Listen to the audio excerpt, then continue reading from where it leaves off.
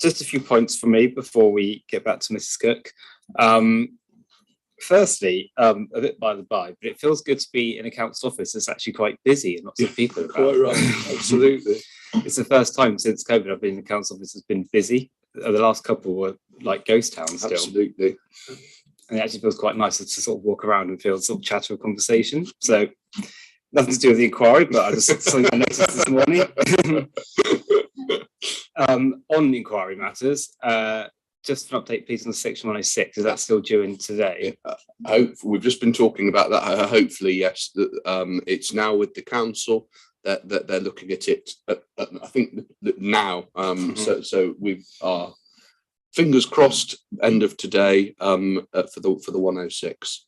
And conditions conditions are with Mrs. Cook, but obviously she's in the middle of giving her evidence, so she can't be looking through them. So hopefully later on today, once Mrs. Cook's had a chance to review them after she's off the stand, you'll be getting all of that stuff.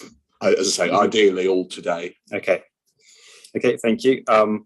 In that case, I think I'll review the 106, either the version I've got, or if I have the latest version this evening, so that I have comments for tomorrow morning. Perfect, but that should work. Hopefully, should all work out well. Okay, thank you. The only other sort of admin matter I just wanted to double check, just to make sure that we had it the same with the ID documents from yesterday. Yes. So I had ID1 as addendum to Statement of Common Ground for housing issues. Yep. ID2 is affordable housing proof addendum and errata note by James Stacey. ID3 was the High Court case, Herbert Hiley versus Lindsay.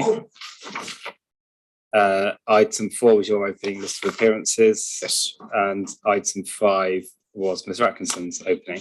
That's my list, sir. Yeah, I don't have anything else. I don't think yet. That's it, sir. Okay, thank you. So anything from anybody else? Not from us, sir. Thank you very much. Okay. In that case, Mrs. Cook, could you please take the witness stand? Thank you.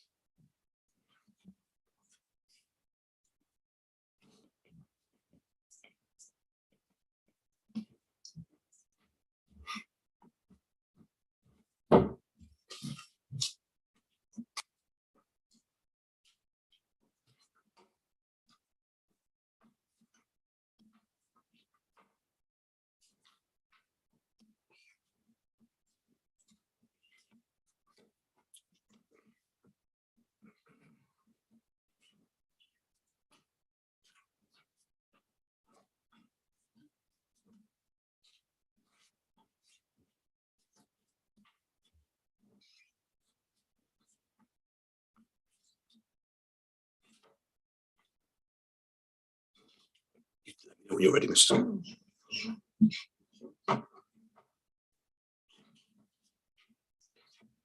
Great. Good morning, Mrs. Cook. Righto, lots to ask you about. The first thing that I've got questions for you about is the statutory development plan, which is, of course, planning inquiry, so it seems like a sensible place to start. And to really understand the statutory development plan in Basildon, where it comes from and how it's come to be as it is, I think we've got to start not with the saved policies, but with the thing that they were saved from, which is the 1998 local plan. So could you turn up that document? It's called document 176. You tell me when you get there.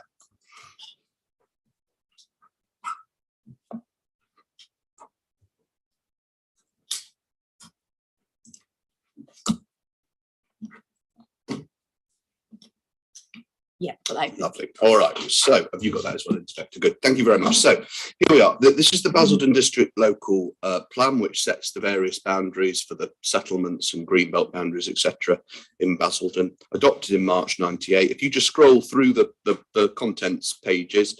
So as an aside, they've actually got a price to buy it on the front page as well. £40, which is quite a lot.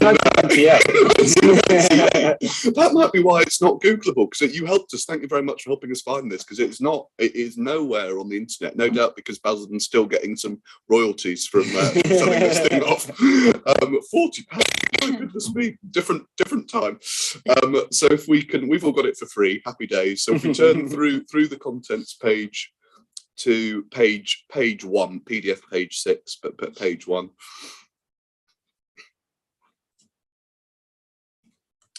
Yes. Yeah. We've got the process, just so our inspector can sort of think his way into the chronology here, and it's obviously a long chronology, but it starts with in 1990 and takes us all the way through the examination of this plan, local plan inquiry in 1994. Through to 1997, where it gets approved and then adopted in March of 1998, as we see on the front cover. Yeah. Yeah. Lovely. All right. So work on this plan was ongoing. Well, it was ongoing over most of the 1990s. Yeah. Yeah, that's right. Right. Now, what was the plan intended to do? If you turn on to page 3 in the introduction. We see, if you look just at 1.2, the form of the plan, we're told that the Basildon District Local Plan provides a comprehensive set of land use policies for Basildon for 10 years. That's the plan period, which is to say 1991 to 2001. Yeah? Yeah. Some aspects of the plan, e.g. the Greenbelt boundaries, will endure for a longer period. Yeah? Yeah. Okay, we'll come back to what sort of a longer period the plan had in mind, but that was the plan period. So actually, when the plan was adopted in 1998, it only had, if you like, three more years to run or something like that, until the plan period was to expire in 2001. Yeah? Yeah, that's right. So if we turn on to have a look at what the objectives of this plan are, we find the objectives of the plan on page 5. Page 5, PDF page 10. That there's a heading objectives of the plan. Yeah.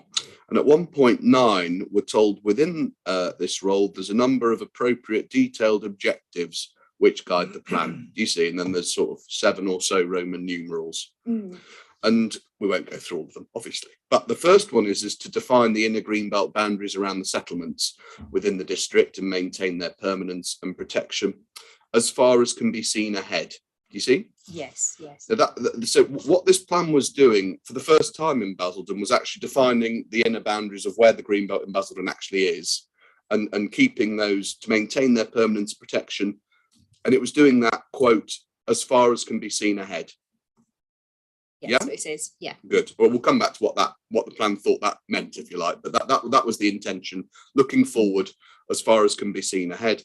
But it wasn't just doing that, it was also doing the second thing at bullet point 2. It was making available sufficient land for housing within the district to meet structure plan requirements. Yeah? Yeah. And we know what that means, just in case the inspectors wanting to clarify the terminology. If you just flick back for a moment to page 3 of the plan, 1.1 Roman numeral 3. When we get a reference to the structure plan, what we're talking about here is the Essex structure plan, which was adopted in 1982, first alteration approved in 1991, and then there were a second alteration approved in 1995, and then it says, for the purposes of this plan, the Essex structure plan is defined as the plan approved in 1982 and the subsequent first and second alterations. Yeah? Yeah. So what this local plan was seeking to do, back on page 5, 1.9 Roman 2, the intention was to make available sufficient land for housing to meet whatever those requirements were set by the structure plan, right? Yeah, that's great. Okay, right. So far, so good. So what were those requirements? Well, we see that from page 6, PDF page 11, 1.12. 1.12 Roman numeral One,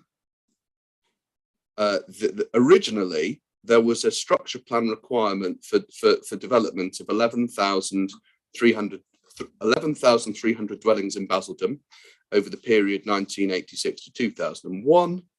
And the second alteration you see at the end of that paragraph resulted in a lower figure of 10,750 net for Basildon over that period, i.e. 1986 to 2001. This is the figure used in the plan. Yeah? Yep, that's right. So what we're talking about, this is not a maths test, but I'll tell you what I think that figure is. So it's 10,750. That's over a 15-year period. And so on my maths, that adds up to 717 homes a year. Obviously, if I'm wrong, please someone tell me. But I think that's what that is. 10,750 divided by 15 is 717 homes a year. Is the requirement that this plan was, if you like, predicated on seeking to meet? Yeah? Yeah, that's right. Yeah. Right. And we know, don't we, that the current annual requirement for Basildon, going right up to the current day, is and this is from Mr. Davies' evidence, it's 1,249 homes a year. Yeah, that's correct. Which is, I'm not a mathematician anyway, but that's significantly more, isn't it? It's a lot higher. Yeah, it's more, yes. Okay, all right. So okay, that's the housing requirement that this plan had in mind anyway, that there's 717 homes a year. And let's see what it had to say on this topic of Greenbelt. If you could turn on in the plan to page 17 of the plan, PDF page 22, there's a section for Greenbelt.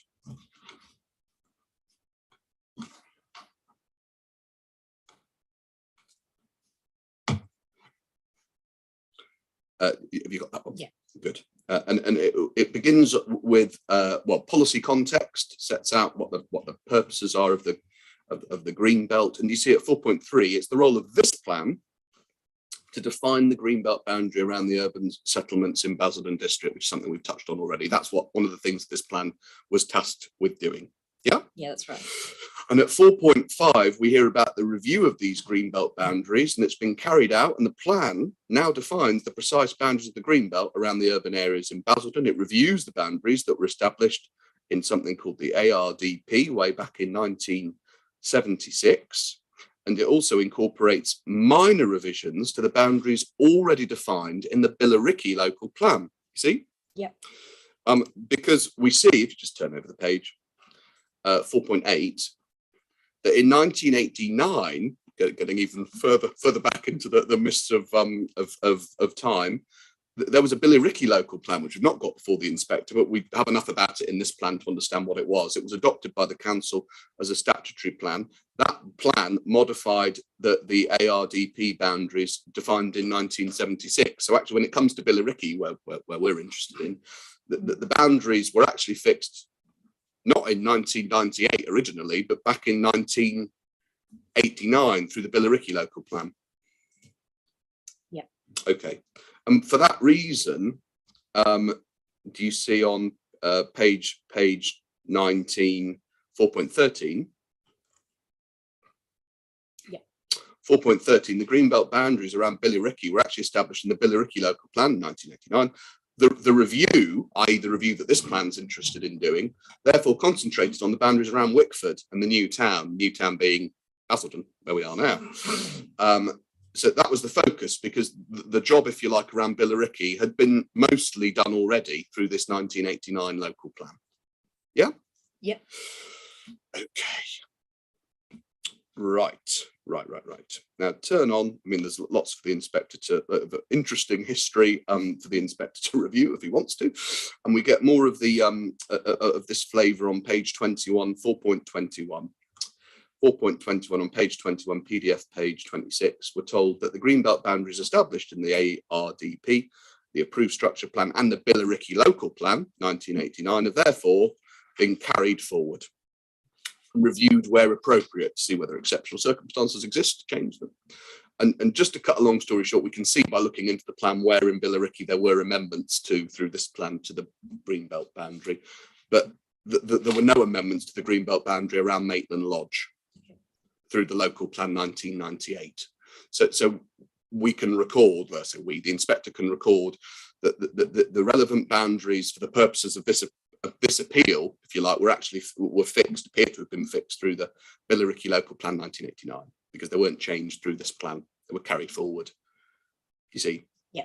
So so what happens next is, and again, still in this same paragraph 4.21, there's a policy BASGB1, four lines down in 4.21, which sets out the broad basis upon which the boundaries in the plan have been drawn.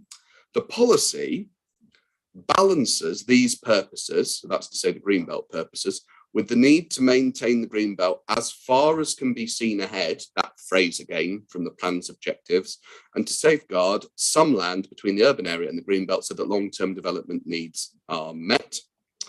And do you see 3 or 4 lines from the bottom of this paragraph? The county structure plan policy S7 redefined the long-term aspects somewhat in introducing this phrase, foreseen long-term expansion. And that phrase was introduced into the policy by the Secretary of State in the structure plan and continued in the first alteration. So there's this idea of the plan looking ahead to what needs will arise, but looking ahead so far as can be foreseen. Yeah, that's right. Okay. So 4.22, the only event or threshold which can be foreseen and which may affect the extent of the expansion of built-up areas is the review of the county structure plan. Well, we know what happened to obviously structure plans that no longer exist, obviously, as part of our planning system. 4.23, the replacement Essex structure plan will take that plan into 2011. The County Council have, however, in commenting on the Basildon local plan, stated that it is considered that the release of Greenbelt land for housing needs post 2001, you see, is premature in the absence of strategic guidance on development provision up to 2006 and beyond. You see? I can see that. So 5 or 6 lines down after the italics quote, the plan says, there being no strategic guidance to 2006, the plan cannot foresee the scale of long-term expansion that far ahead. You see? Yeah. So what's happening, I think, is that the plan is looking ahead so far as it reasonably can, but the county is saying, well, you can't look up to 2006 because there's no guidance to enable you to do that. You can't look that far ahead. Okay. We're only in the 1990s. Look ahead so far as you can and make allowances to meet the housing needs that we can sort of determine at that time. Yeah? Yeah. Okay. Okay. The outcome of that exercise is described from page 23, which we don't need to go through. There are a number of changes to the Greenbelt boundaries that are outlined there. Lots of detail all around different parts of Basildon district. Some of them are around Billericay as well. But none of the changes proposed as the outcome of that review, if you like, relate to our area that surrounds the appeal site. Okay. Okay, right. So let's just take a step back from the detail and see whether we can agree these things. That the local plan was itself predicated on meeting housing requirements of a completely different generation. It was, yes, but it has been reviewed. Yeah, it has, but the boundaries haven't. The boundaries haven't, but we were to be reviewed. Oh, I know they were. We're coming on to that. Stepping forward to that. I know. No, I'm just asking at the moment about the local plan. So the local plan fixed. Well, we'll come on. The local plan fixed boundaries for the Greenbelt. Yes, it did, yeah. And indeed for the countryside as well, because the local plan considers land, everything outside the urban centres of Basildon, Billericay, etc., outside the settlement boundaries is deemed open countryside. Yeah, that's correct. Yeah. And so it's Greenbelt, it's also open countryside. All of those points flow from the operation of these settlement boundaries, Greenbelt boundaries, right? Yeah. Those Greenbelt boundaries were part of a review that was undertaken in the 1990s. Yeah, that's right. Yeah. And that review sought to balance protecting the Greenbelt with meeting housing needs so far as they could be foreseen, which was up to around 2001. Yeah, that's correct. Yeah. So the point is that those boundaries that exist today. Now, the boundaries we're arguing about right now at this appeal in 2022, those boundaries were based on accommodating numbers for future growth so far as could be seen ahead, which was up to around 2001 or thereabouts, right? Yeah, that's great. The plan couldn't see beyond 2001 or the early 2000s. The boundaries have not been amended since this plan. No, they haven't, no. So that means that the basis on which Basildon's boundaries, both for the Greenbelt and for the countryside at large, it's the same thing in Basildon, obviously, because everything outside the towns is Greenbelt. The boundaries, the basis on which those boundaries were drawn up is now completely out of date. I mean, it's not just sort of technically out of date, you know, in MPPF language. I mean, it genuinely is totally out of date, because we're talking about numbers that go back to the, you know, at best the 1980s. Yeah, I appreciate that. It's a long time ago, and yeah, there is, you could call it being as out of date as such as it stands. But that Greenbelt obviously allocation still remains as it is. It does. No. I'm not suggesting that the Greenbelt's changed. In fact, my whole point is that it hasn't changed. So it's not changed for whatever it is. Well, in Basildon's case, since the 80s. Sorry, Billericay's case since the 80s. And my proposition to you is that these boundaries, that really the genesis of this whole appeal is about these being on the wrong side of this boundary in the Greenbelt. Those boundaries are completely out of date. I mean, they couldn't be much more out of date. They are. Would you agree? They are completely out of date. I wouldn't say they're completely out of date, because there'll still be parts that are, you know, it's still Greenbelt as it stands. It's still Greenbelt as it stands. And I agree that it's still Greenbelt as it stands. That's not my question. So if the question was, is it still Greenbelt as it stands? The answer is yes. Okay, so move beyond that.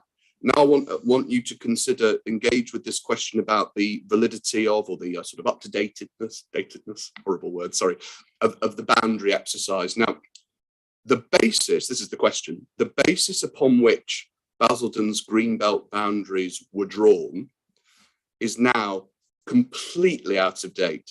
The basis upon which they were drawn. And the reason I say that is because they were drawn not only to meet the housing requirements of literally a different generation, probably several generations ago now, but also against a completely different context in national policy. I mean, we've been through multiple, you know, revolutions in national policy in England since the 1980s and early 1990s. So that's why the basis upon which the Greenbelt boundaries were drawn is now completely out of date. And I just, wouldn't you agree with that? I think I agree that it's dated. It's very dated, but the Greenbelt boundaries are still there, and they still have, you know, high relevance and importance today, which is assessed by in the MPPF for sure. So so you're not going along with, but I don't want to say that. I don't want it to come across that it doesn't apply in any way. No, but believe me, if I was able to sort of make a submission that it somehow didn't apply, I would have told you about that already in opening. But I'm not saying that. It doesn't erode their significance. Doesn't erode their significance. So let's assume for a moment, just for the purpose of this question, that we agree. Let's assume that. Not sure we do agree, but let's just put aside whether you think they're important or not, and just answer my question one more go. And you've accepted very dated, which might just be the same thing. So might just be a quibble, but I've said that the basis upon which the boundaries were drawn is completely out of date, and I think the answer is that I think you're saying, well, yes, they might be completely out of date, but actually we've still got Greenbelt and it matters. Yeah, that's what fine. Okay, so completely out of date's a sort of description that we agree on, but your position is that, well, that doesn't affect the ongoing validity of the Greenbelt protection sort of thing. Oh yeah, that's right. Yeah. Okay. All right. Well, that's a start. That's a start. All right. You can put that plan away, and let's think about what the implications are of that situation. Could you take out a different core document, core document 174, and this is the Reg 19 local plan proposals map for Basildon. It's core document 174. Yeah, got that. Thank you very much. Okay.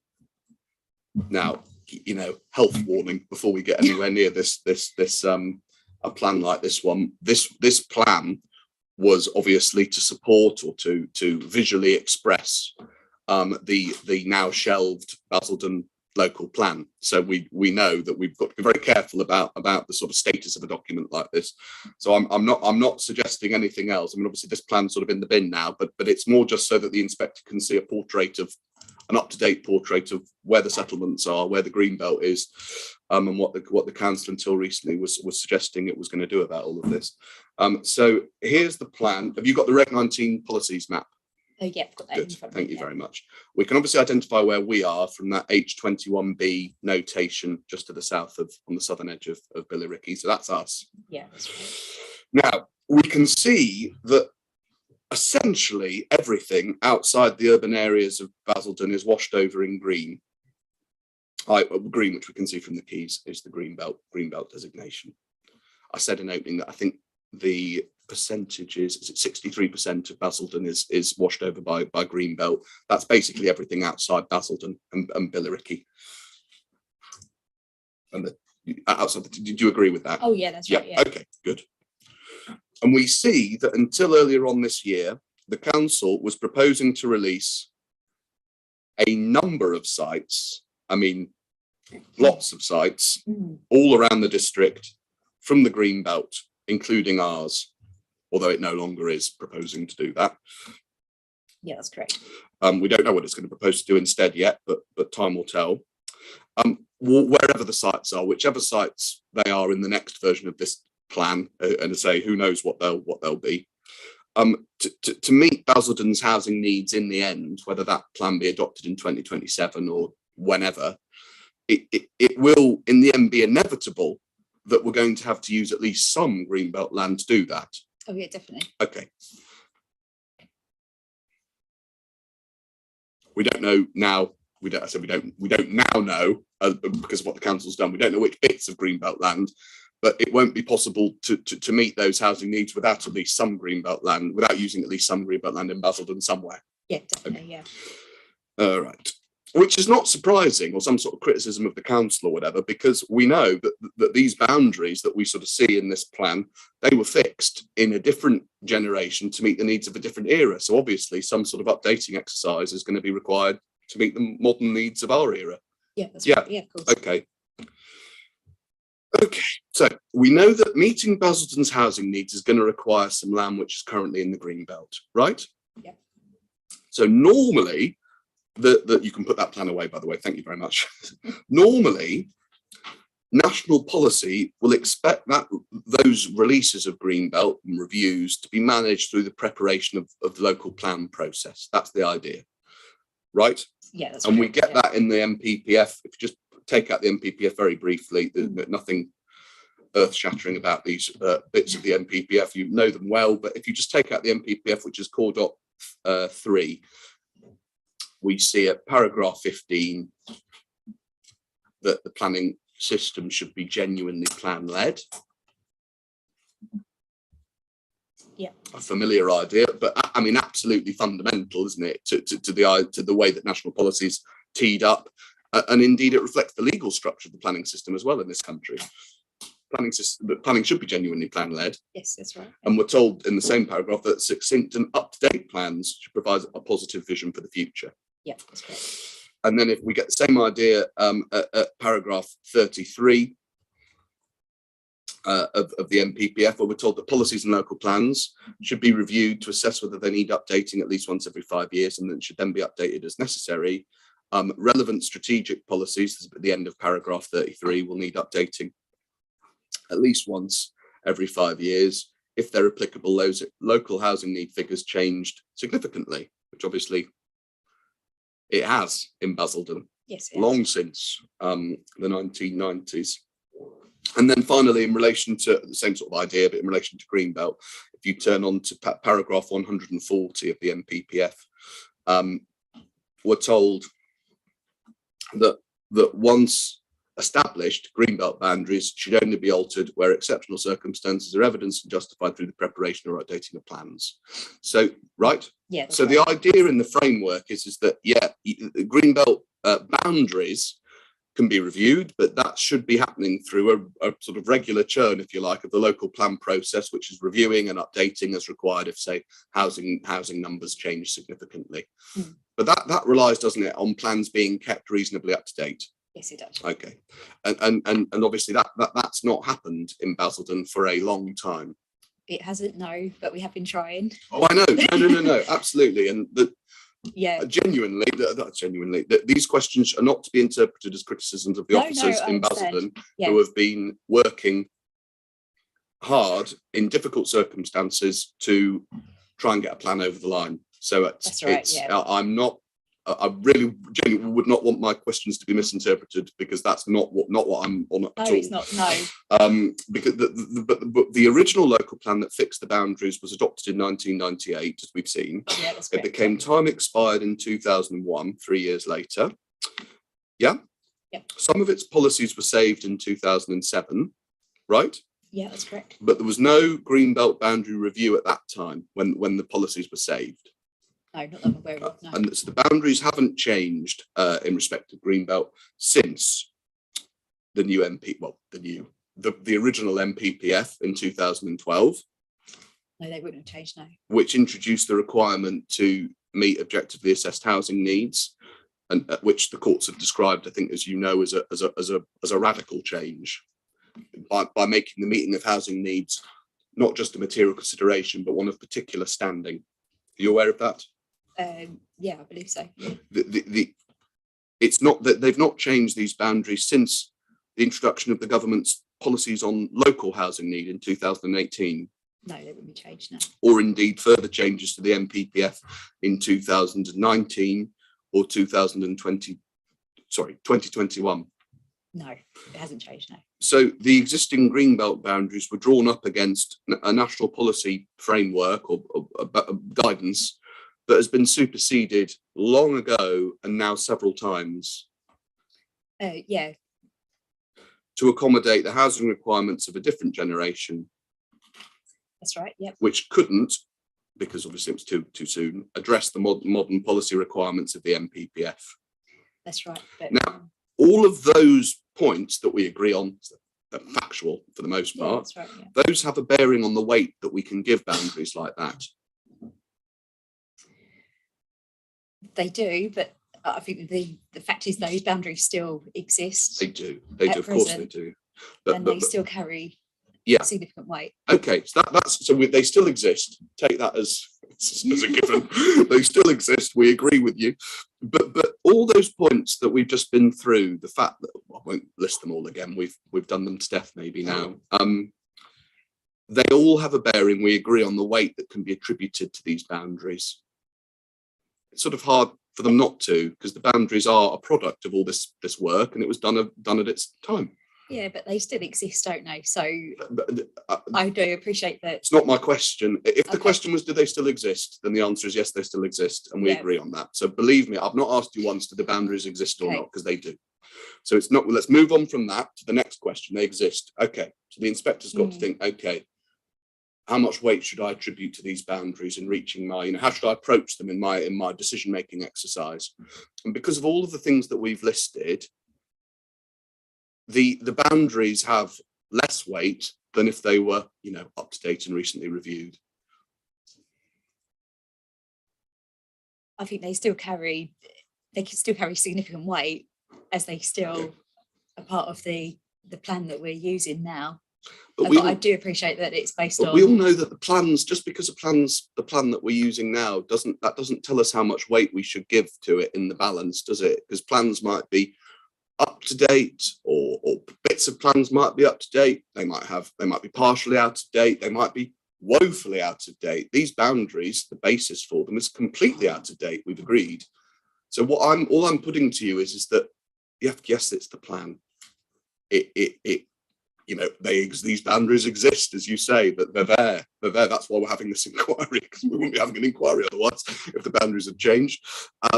So no dispute between us on any of that. They're there. That they haven't been reviewed for 30 years. That's it. That's the situation. What I'm putting to you is, as a planner, when it comes to considering how much weight you attribute to these boundaries, We've got to, haven't we, be reducing that weight as a consequence of all of these things that we've agreed on. We've got to. I think we have to take it into account, but it doesn't, in my mind, it still carries significant weight, those boundaries as it stands at the moment. Okay, so you say significant, and do you say in your significant there, are you making any allowance then for all these points that we've agreed on? The fact that, you know, drawn up against long superseded national policy to accommodate the requirements of a different era, didn't address modern policy requirements, the framework, all of that stuff that we've done to death, as I say. Does your significant have regard to all of those points? Yes, it does. Yeah. Okay, so notwithstanding all that stuff, you say it's still significant. That's right. Okay, got it. Now, over the course of the last few years, the council has, as you've alluded to already, it's attempted to review these Greenbelt boundaries set in the 90s to accommodate more modern needs. Yeah, that's right. Yeah. Okay. The conclusions, which is, I should say, we've just seen the map. It's called document 174. I've shown the inspector map of sort of what it was proposing to do in respect of changes to the Greenbelt boundaries. Now, the conclusion of that review exercise were reached in a number of documents that's before the inquiry, and in respect of our site, the conclusions are set out in the October 2018 topic paper on the Greenbelt. And we've got, could you take that? That's at core document 26. 26.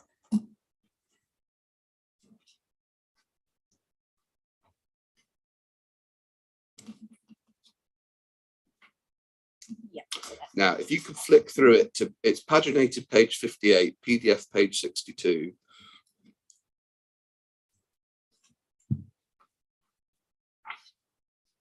We've seen this page before, and we don't need to go through the findings in detail, because I think the inspectors have taken it with Miss Bevan through in some detail already.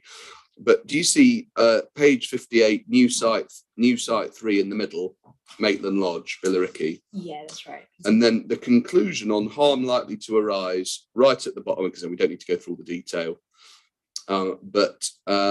right at the bottom of harm likely to arise, the basis on which our site was proposed for allocation: limited harm to openness of the Greenbelt, penultimate line, limited harm to the purposes of including the land within the Greenbelt. Yeah. And right at the, you see that? Yeah. Far right hand side box, role of the remaining Greenbelt would remain unchanged. Mm-hmm. Yeah. Yeah. So it's not that the remaining Greenbelt would suffer sort of some limited degradation of its function as Greenbelt, or its openness or purposes, in separating the towns or whatever. The role of the remaining Greenbelt is completely unchanged. That's the view that this council took of our site in this report. Yeah, that's right. Yeah. Okay. All righty. And just to be clear about it, we've not talked much about self-build in this inquiry, but these findings are not predicated on, if you like, if tenure is the right word, I'm not sure it is, the tenure of the houses coming forward. This report's not predicated on the houses that come forward being self-build houses. This is all about contribution to openness, Greenbelt purposes. Yeah, that's right. Yeah, that's Okay. right. Yeah. Okay. This work, this Greenbelt review, together with the landscape work that, again, the inspector's seen, just for your note, inspector's core document 27 is the landscape work that we looked at yesterday. That led to the council proposing our site for release from the Greenbelt in the then emerging local plan. Yeah. And the plan was withdrawn by the council, having been submitted, is it 2019? Can't remember now. 2019, I think. Yeah. For examination, it was withdrawn by the council in March of this year. Correct. Yeah. So there we are. Right. So what next then? So we've not reviewed the boundaries since the 90s, or in Billericay's case earlier through that 1989 local plan. We had a go at reviewing them. The effect of that review was that our site was to be released from the Greenbelt, but the fruits of that review have been shelved. What does the council now propose to do? We have the draft local development scheme at core document 172. Only draft because I think, as we've discussed already, this one's going to cabinet, I think, sometime soon. Yeah. And is it right that would cabinet have the power to approve this? This is not sort of not a full council vote required. I would have to. Don't worry. Yeah, I think that's right. Yeah. Okay. Right. So we've got the latest thinking from officers anyway. So what CD number was that? Sorry. 172. Thank you. I'm sorry, is that, do you know if I slightly ask a cross questions here? Is that going to? Yeah. Got it. Okay. Yeah. So it's going anytime soon, and we may even have the answer, but it'd be great if we did, whether it's become not just the draft LDS, but the actual LDS before the end of this inquiry. But who knows? We'll see what happens. This is anyway. This is officers' latest sort of stab at what the future will bring. Yeah, that's right. For the local plan, and we get the key dates at page 6, PDF page 9.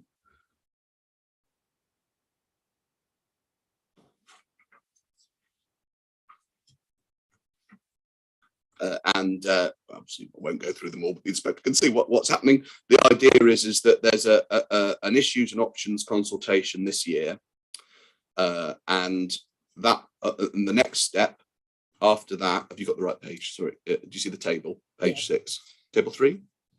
Yep. Good. Yep. The next step that's anticipated is a draft plan at Reg 18 stage, and that's not going to come until Q3 2024. Right? Yeah, that's correct. Then we get this on this timetable that leads to a publication local plan at Reg 19 stage at the back end of 2025, submission to the Secretary of State the year after in 26, and we get an examination. And it all leads us to, so we hope, adoption of a new local plan at the back end of 2027. Yeah, that's correct. So, and we don't know whether this timetable will be ratified, but for now, I have no reason to think it won't be. So for now, I'll ask you questions on the basis that this is what the council thinks is going to happen. Obviously, if something changes, then we'll be told about it. In any event, the council's current thinking is that we're likely to get a new local plan in Basildon at the back end of 2027. Which will be nigh on 30 years after the local plan that we've just looked at fixed the boundaries to the Greenbelt in the first place. Yeah? Yeah. But no, I mean, I suppose we need to take, it's not even an endorsed LDS yet, but we should just take perhaps some of these dates with a bit of a pinch of salt, maybe. I don't want to cast too much shade on these dates because we're very much in favour of Basildon adopting a plan. But do you know the examination here is to start at the back end of 2026? Yeah, that's right. Yeah. And the anticipated adoptions to be in at the back end of 2027. So that takes us from examination to adoption in about a year. Yeah, that's correct.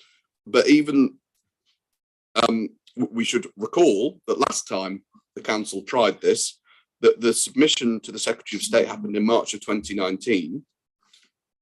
Yeah, that's right. Which means that the examination process went on not for 1 or 2, but in fact 3 years before the council eventually pulled the plan. It did, but we did have a pandemic in that time, so I don't know if that would have potentially had a big impact on the timescales. Yeah.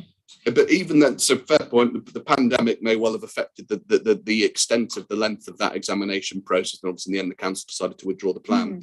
But do you note that even on this document itself, quite fairly and correctly, notes a series of risks at 4.1.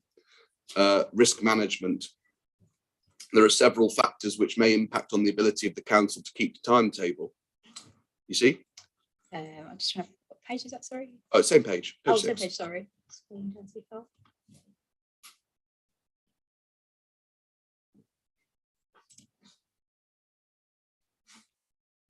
It was just the same page that we were on before. Have you got 4.1, page 6, LDS? Yeah, I'm trying to find the 4.1. Oh, do you see the table we were on, table 3? Yeah, sorry, yeah. Immediately under that, risk management. Immediately under the table. What's under your table 3? Section 4. Oh, yeah, sorry, potential risks. You see, there should be another table with risks in it. It says risk, level of risk, and then mitigation. I'm only looking, I've only got one table here.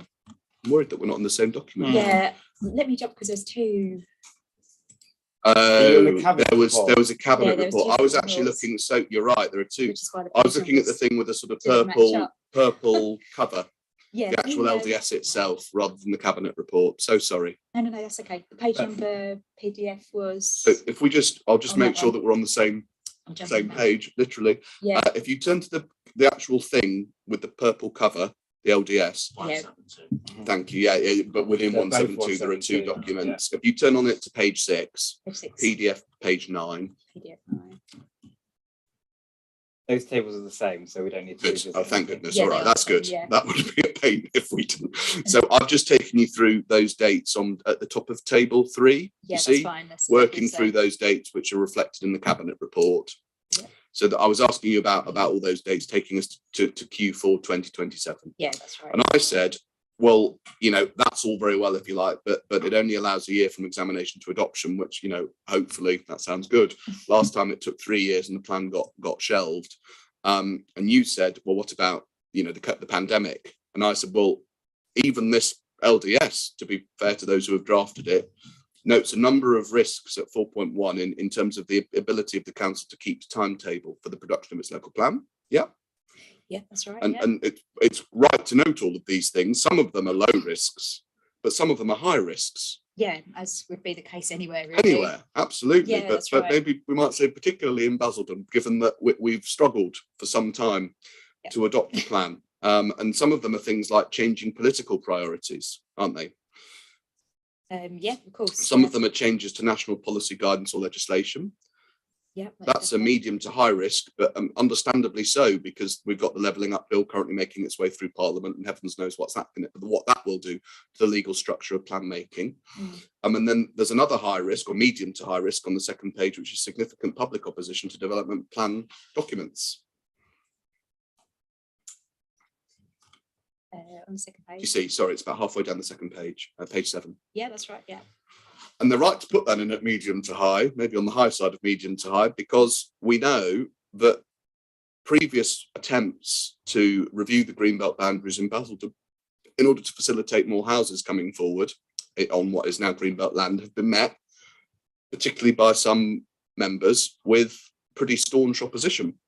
Yep, that's true. Yeah. So this is a risk to the plan's progress through the timetable the set out at table 3. Yes, it would be. Okay. Anyway, so it's all we can do is crystal ball gaze. On the council's view of it, or an officer's view, we're at least 5 years away from a new plan. Over 5 years away from a new plan. Just over 5 years. We're over 5 years away from a new plan, which means that there's no short to medium term prospect of a local plan led update of Greenbelt boundaries to reflect modern national policy. No, nothing before then. Which means reminding ourselves of that fundamental objective in the MPPF, paragraph 15. We already looked at it. Planning should be genuinely plan-led. That's not happening in Basildon. It's not happened for a number of years. I think we've tried. No, I know. I'd say and I'm not saying it's not that, a criticism. No, I'm not taking it not as a criticism of officers. either. I know No, you've tried, no. but the inspector's got to deal with the situation that he's got before him. And the planning system in Basildon has not been genuinely plan-led with succinct and up-to-date plans, etc. Well, certainly since the first MPPF, anyway. Yeah. Okay. So what? It's all very well saying there's no up-to-date plan. Does it actually matter? What effects are these failures to adopt a new plan having? Well, so far as the delivery of housing goes, they're having significant effects, aren't they? If we start by looking backwards, i.e. looking at the previous few years, then we'll look forward. So looking backwards, the housing delivery test, I'm not sure we've actually got the up-to-date figure. We may do somewhere before the inquiry, but on the most recent, those are obviously central government figures. I'll just tell you what I think they are. Okay. And then, the most recent HDT score is 41%. Does that sound familiar to you? I don't know what it is. Okay, no, don't worry. Sorry. It's 41%. And just so you, where we get that 41% from, obviously this is all Googleable, but the over the last 3 years, Basildon has delivered 1,117 homes, according to the HDT spreadsheet on the DCLG or DLUC, sorry, website. 1,117 homes have been delivered against a requirement of 2,717 homes. So i.e. 41%. So there's a shortfall of, well, I think it's exactly 1,600 homes on the DLUC figures. In the last 3 years alone, that's the shortfall, 1,600, according to the HDT score. Yeah, I don't have those Fair figures, enough. so Fair enough. No, you don't have the numbers. We know, don't we, from the MPPF, that anything, when the HDT score is concerned, anything under 75% is substantial under delivery. yeah. But that's footnote 8 of the MPPF on page 6. So anything under 75% substantial under delivery. So, 70% would be bad, 60% would be pretty bad, very bad. 50%, well, we'd be getting into some of the worst in England. At 41%, it's, I don't know what the right adjective is. And what adjective would you use to describe it? Pretty poor. Poor. Yeah, it is. I mean, it's very, if 74% is substantial or whatever, 41% is very substantial indeed, isn't it? Yeah, that's right. Yeah, that's fine to use that. Fine. Okie dokie. That's looking backwards. And the council has considered its response to these housing delivery test numbers through its housing delivery test action plan. We've got a draft version of that plan from July 2021 in the documents before the inspector. Do you mind taking it out? It's core document 25. Core document 25.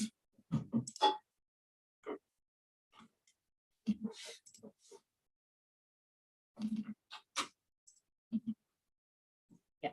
So this document, now it says draft. I don't know, I've not seen a more up-to-date one. So perhaps at some point the council, if the inspector wants to know, might be able to clarify if this draft became the real one, or if there's a more up-to-date one or whatever. But anyway, this is the one that we've got. Dated July 2021. So this document itself is now over a year old, and it reflects the earlier the council's previous housing delivery test scores. It's gonna, at some point, could I be told about the status, please? Obviously not right now. No, not right. I didn't mean you to check right now. It's It's more of a question to my learned friend, and that would be great. I've done some Googling. I wasn't able to identify a more recent one, but anyway, it may be that this only ever existed in draft, or I don't know. If you turn into it at page 3,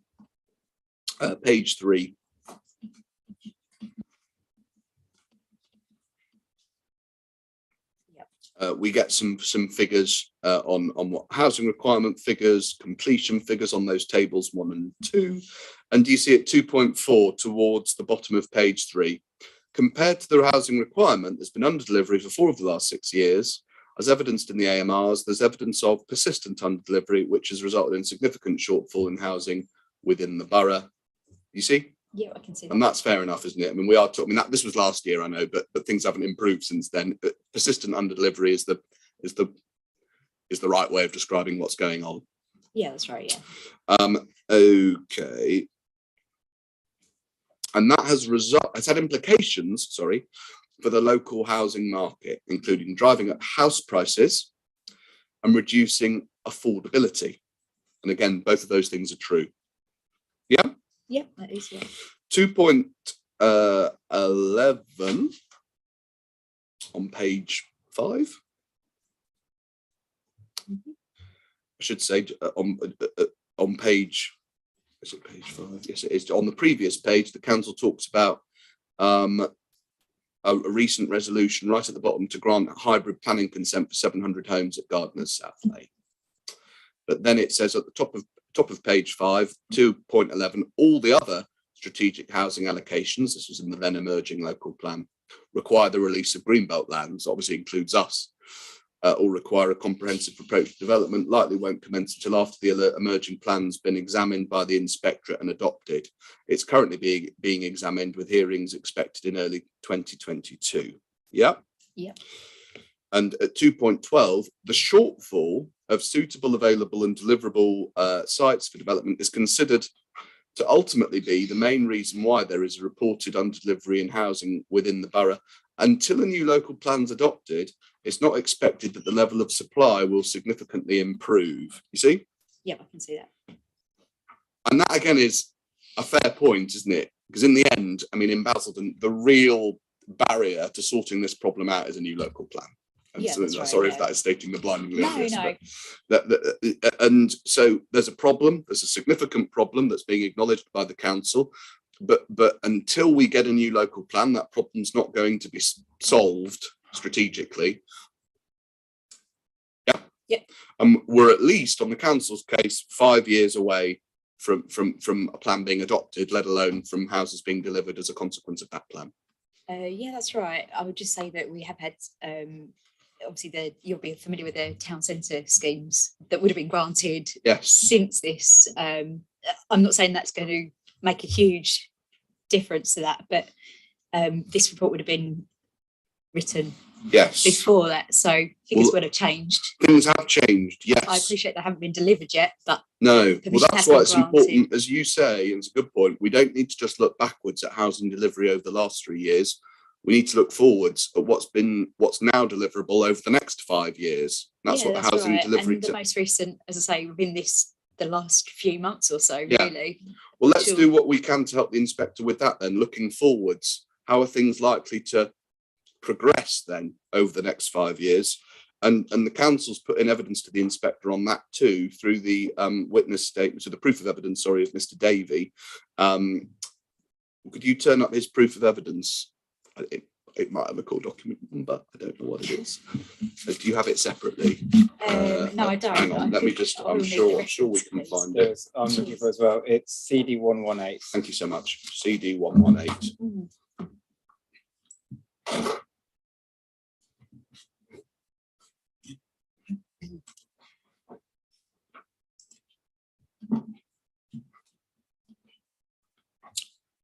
CD 118 and turn on it to page 6.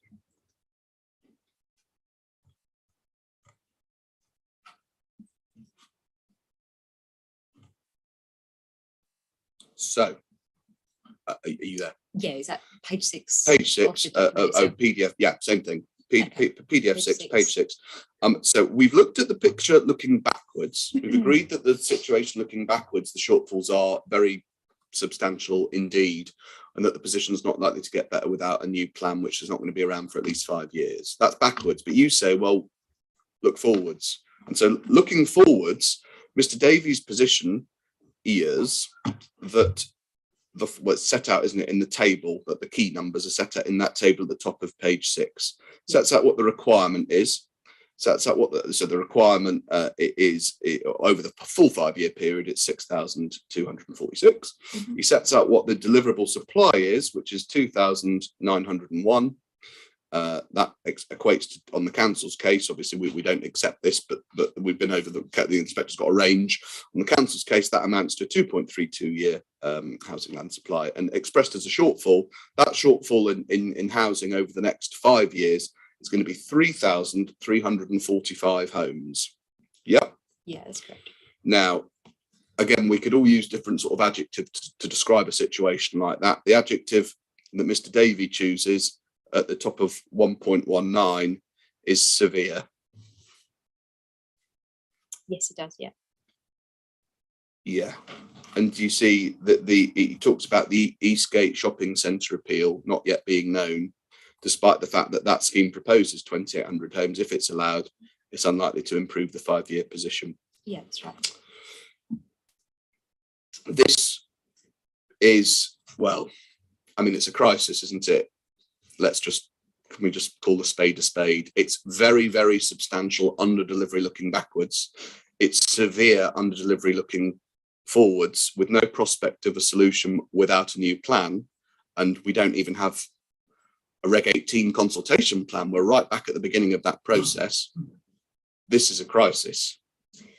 Yeah, crisis, I think, is quite a strong word. Do you think I'm overdoing it with that word? I mean, have you? I think it's severe. Yeah, it's severe. It couldn't wouldn't go so far as a crisis. But really, I mean, really, do you think it's when we look at numbers? Like, I mean, I know these are only numbers, but 3,000 345 home shortfall in just 5 years. So that's only over the next 5 years. Forget about the next 10 or the next 15. If you wouldn't call that a crisis, what is? I mean, genuinely. Yeah, I'd say it's significant. Yeah, that's for sure. Okay. All right. Well, it's severe then. We agree on severe, and it's not going to get sorted unless and until Basildon adopts a plan. Yeah. Right. Okay. That's the overall position when it comes to housing, looking backwards and looking forwards as well. What about, in particular, affordable housing? This is something that the inspector's going to hear more about at the round table, so we don't want to get lost in the detail.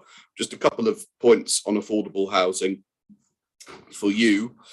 There was an addendum statement of case that got handed in yesterday. It's ID1, a statement of common ground, excuse me, ID1, that got handed around yesterday. And just so the inspector's got the sort of broad shape of what the issues are. From that, we agree. So just zooming in now on affordable homes, if you can take that out and just turn to the last page. We see that this is the agreed position, that have you got that table right at the end before the signature? Yes, I have. It was since 2014-15, so over what, 1, 2, 3, 4, 5, 6, 7 monitoring years, measured against the need figure, the cumulative shortfall of delivery in Basildon of just affordable homes is 2,494. Yeah, that's right. Which again, could we agree that that could be described as a severe situation? Yeah, I think it's significant. It's a significant number. It's significant, and again, I don't want to like fall out over adjectives. It's a bit of a waste of time. So the inspector will have his own view. But when I say severe and you say significant, are you disagreeing with me, or are you saying? I mean, it as I say, I mean, it potentially. I suppose it could theoretically get worse. Not sure how much worse it could get. Do you? When I say severe, are you agreeing? A shortfall of 2,500 affordable homes in just 7 years. I don't think I want to say severe. I'm not wouldn't. going to say severe, but I'm going to say significant. I'm almost there, but not completely. So you're not okay. Okay. How much worse do you think it would have to get before you'd be calling it severe? I mean, every year, on average, the shortfall that the council is accruing in respect of its affordable housing delivery is 356 homes out of, as you can see on this table, an annual need of 391. So every year, 356 homes of a need of 391 just aren't being delivered at all. These are this is affordable housing. Yeah, I appreciate it. Yeah, it's significant. Yeah. Okay, but not severe. Okay. All right. We know, don't we, from Mr. Stacey's evidence that there are.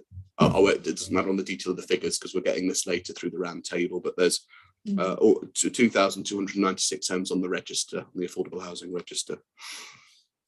Let me just show you it. I won't take too much detail. Would you mind just telling me that Mr. Stacey's evidence just very quickly? So I don't want to take time up from the round table later, but just Mr. Stacey's evidence, just a couple of references. Do you mean the errata or the original? The original. Have you got the call document? That's a very fair question. It's CD113. Thank you so much. Thank you so much. If you turn just to the original, I'll just give you a couple of references in it. If you turn in the proof to page 31, PDF page 35.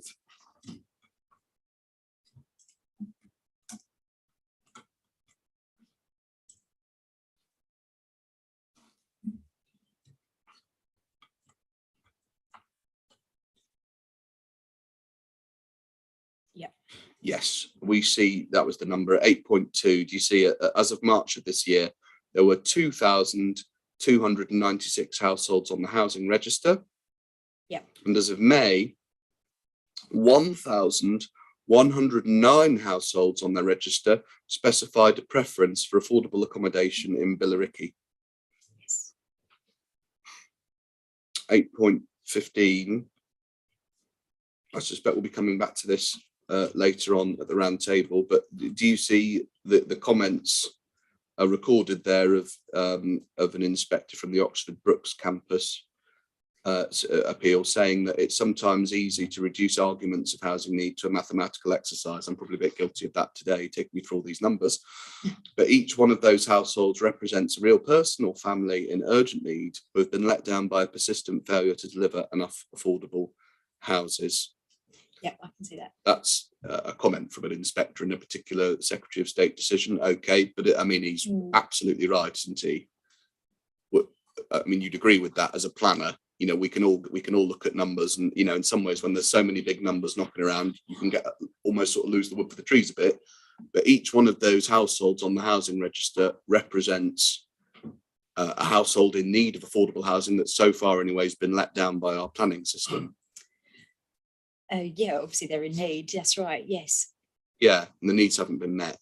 Not yet. Well, no, you can tell that from the figures. And we see that on page 36 of Mr. Stacey's evidence, that's notwithstanding the fact that these people are in their hundreds, desperately trying to have their needs met by the planning system. Do you see that on page 36 of his evidence, we see that for each property that comes on the market, obviously it depends on what size the property is, whether it's 1, 2, 3 or 4 bed.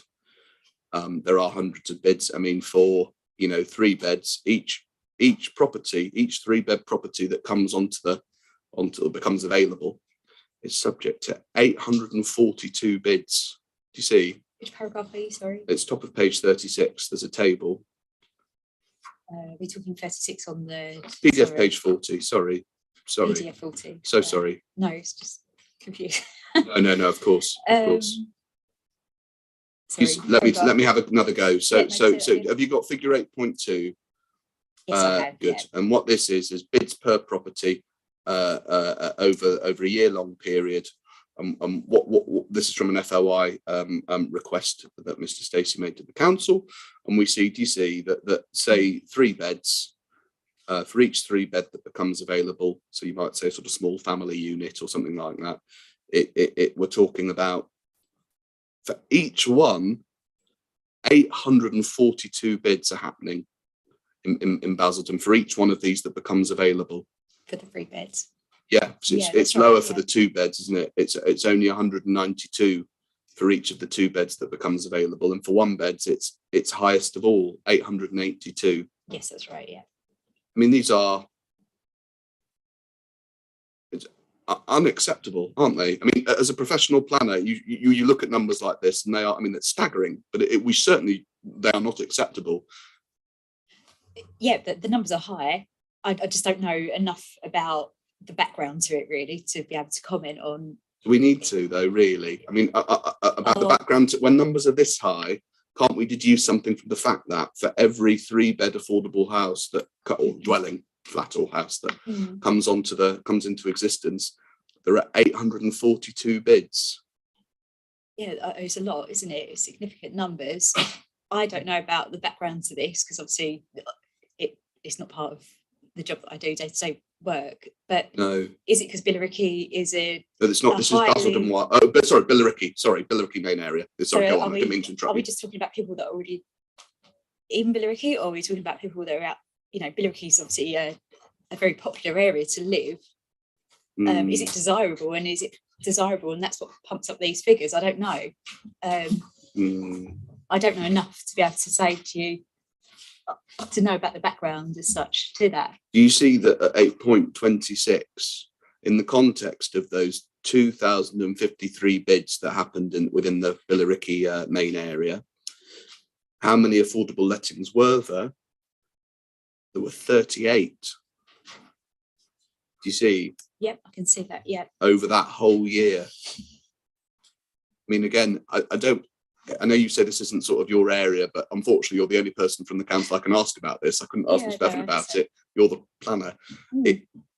It's completely unacceptable, isn't it? I mean, we know that national policy is telling us to try and actually meet these needs, particularly of those who are in need of affordable housing, right? Yeah, of course. I mean, they're people of some of the most vulnerable in our society. And the planning system's fundamental objective, and we see it throughout the NPPF, to actually not just recognise these needs, not just top them up, but actually try and get on and meet them. Right? Yeah. No, and we see numbers like this. I appreciate you say I've not got the full background to why everyone's so desperate to live in Billericay or whatever, but we look at these statistics and our conclusion should be, shouldn't it, that this situation is doleful. Well, so I think it's fair to say that the council's witnesses on affordable housing will be appearing at the round table. It's only fair that they... Is it an unfair question for the planning witness who's representing the council? I think when we're getting the detail of bids for properties, I think it probably is fair for the planning witness to say that's not her specialism. Fair enough. The background to that. Fair enough. In that case, that's perfectly fair. I will leave that, Mrs. Cook. If you prefer not to express a view on it until the round table. I don't know whether are you participating in the round table later? I'll be involved, yeah. You'll be involved. So you That's can right, tell us what you think then about the acceptability of it or not.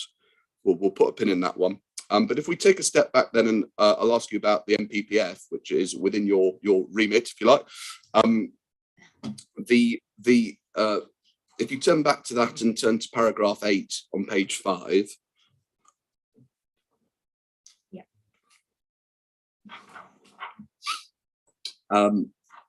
We've got those familiar components of achieving sustainable development at paragraph 8, the economic, the social and the environmental. That's right. And the social objective at 8B starts by supporting strong, vibrant and healthy communities by ensuring that a sufficient number and range of homes can be provided to meet the needs of present and future generations. Yeah, that's what it is. It's an objective. It's an objective at the heart of national policy, has been for many years. Yes. Yeah, that's correct. It's an important central government objective. Yes. And it's been failed in Basildon. It hasn't been failed. It has or it hasn't. Sorry, I couldn't hear you. No, it hasn't been failed. No. It hasn't been failed. No, I think we need to balance all of the objectives, don't we? That's the thing. So of course, no, I'm not asking you. I'm asking you about one at a time. I'm asking you about the objective of ensuring that a sufficient number and range of homes are provided to meet the needs of present and future generations. We've agreed that the shortfalls looking backwards are very, very substantial indeed, and the shortfalls looking forwards are severe. So I've assumed we were going to agree that that objective is an important one. It's an important, long-standing central government objective, and it's being failed in Basildon. Do you say that it's being successfully dealt with in Basildon? I think we're trying our best as officers to. No, come on. I know you are, and I have tried to be fair about it. I'm not criticising the work that officers have been doing. No, but I need to express that, don't I? But no, you don't, because I hear you are giving your own independent evidence as a planner. Yeah, you're bound by your code of conduct. So it's not just about, I mean, I appreciate that officers are doing a lot behind the scenes to try and get members into the right place. And this inquiry is not, I'm not here to badger the team of officers who are trying to get a plan through. Not at all. They deserve all of our admiration as far as I'm concerned. But what I'm trying to put to you is what the situation is now. Notwithstanding officers' best efforts, the situation is that here we have an important central government objective. And it's being failed for many years, but certainly right now. I think I don't want to use the word failed. Well, it's not being successfully met. No, you can tell that it's being failed. Can't you? Yeah. But why don't you want to use the word failed? I mean, shouldn't we at least recognise what the problem is before we work out how to try and deal with it? Yeah, and I don't disagree that there isn't a problem. You know, I can see that from the figures. And one of the problems, there are lots of problems, but one of them is that this council has not ensured a sufficient number and range of homes are being provided to meet the needs of present and future generations. Yeah, obviously it does need to be significantly improved, and which means, and I can see the shortfalls that we've been over all that time. I think we agree, but that means that we agree that this objective is being failed. I'm not saying, I don't want to say we're personally failing. I think we're trying our hardest to. Oh, come on. All right. Well, let's look at another one. I mean, if it's not being passed, it's being failed. I mean, it's not some sort of clever lawyer's trick. You're either doing it or you're not. And if you're not doing it, you might not like the sort of connotations of the word failure, but I mean, at the moment, that's the situation. I know the situation isn't good as it stands, and it hasn't been for some time. But yeah, we're trying our best to move forward. Page 17, paragraph 60. framework tells us about the need to support the government's objective of significantly boosting the supply of homes. It's important that a sufficient amount and variety of land comes forward where it's needed. The needs of groups with specific housing requirements are addressed, and that includes, as we see from paragraph 62, that when we talk about specific housing requirements, that includes people who need affordable housing. Yeah, that's correct. All right. So this objective at paragraph 60 of the framework, have you got it? I should just say before I ask you. Yeah, I have. Good. Yeah. It's another long-standing government objective. It's been in this language pretty much since at least the 2012 MPPF. Yeah. Yep. It's an important government objective. It is, yeah. And this too has not been successfully addressed. If I move away from the language of failure, if you don't like that, in Basildon, it's not been done for some years, but certainly not now. No. Okay. No. There we go. And one of the ways that objective is sort of articulated is through the requirement of paragraph 74 of the framework. In the second sentence, to identify a minimum of 5 years worth of housing against housing requirement or against local housing need if strategic policies are more than 5 years old. My goodness me, they certainly are more than 5 years old in Basildon. Yeah.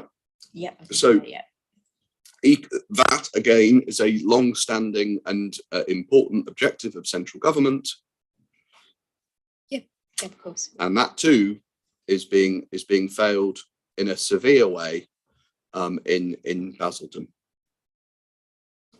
Yeah, we haven't got a 5-year plan supply, and we haven't done for some time.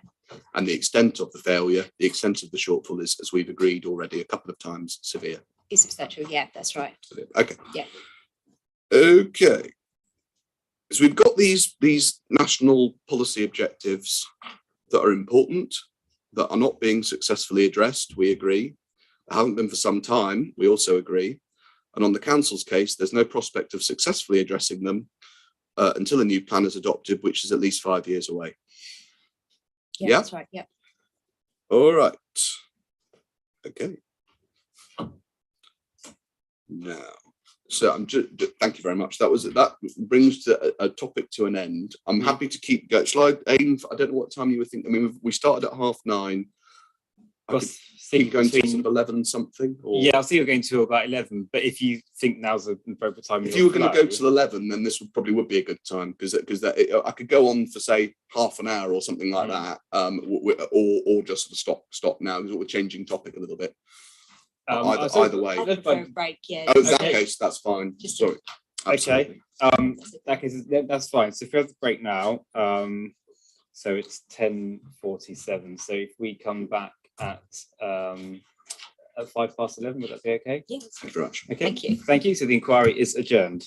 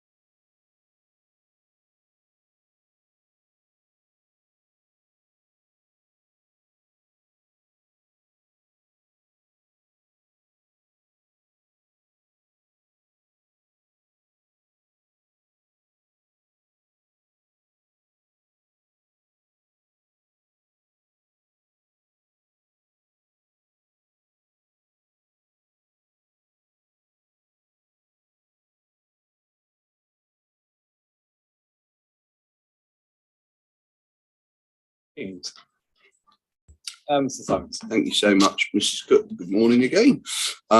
Let's change tack. We've looked a bit at the background, the local plan history, where it's heading, and numbers for market and affordable housing. Let's talk about the Greenbelt. Now, first we'll talk about purposes, which is something only you're giving evidence on, and then we'll talk about openness, which is one where there's a bit more of a double act, if you like, between you and Mrs. Bevan, who I asked questions about yesterday. So purposes first then. You deal with Greenbelt purposes on page 14 of your proof, from page 14 of your proof.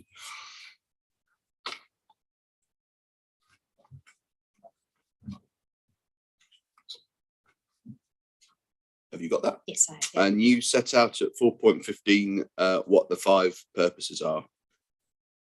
Yeah? Yeah, that's correct. And to again start at the very beginning, a good place to start. We agree on purpose A, we agree on purpose D, and we agree on purpose E, that there be no harm in respect to any of them. Yeah, that's correct. So the extent of disagreement relates, I think, but we'll find out in a minute, to purposes B and C.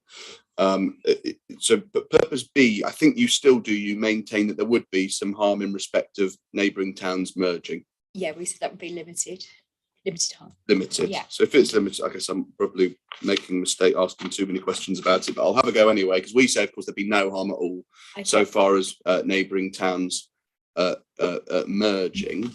So I suppose the inspector can just look at a map and form his own view. That'd be the easiest way of doing it. But would you mind, nonetheless, taking out Mr. Crawford's evidence, just having a look at one of his figure 1. So Mr. Crawford's evidence is, it looks like you've actually got it, which is great. Yeah. It's core document 115. And the thing I'd like you to look at is the figure right at the back of his proof. So it's PDF page 83.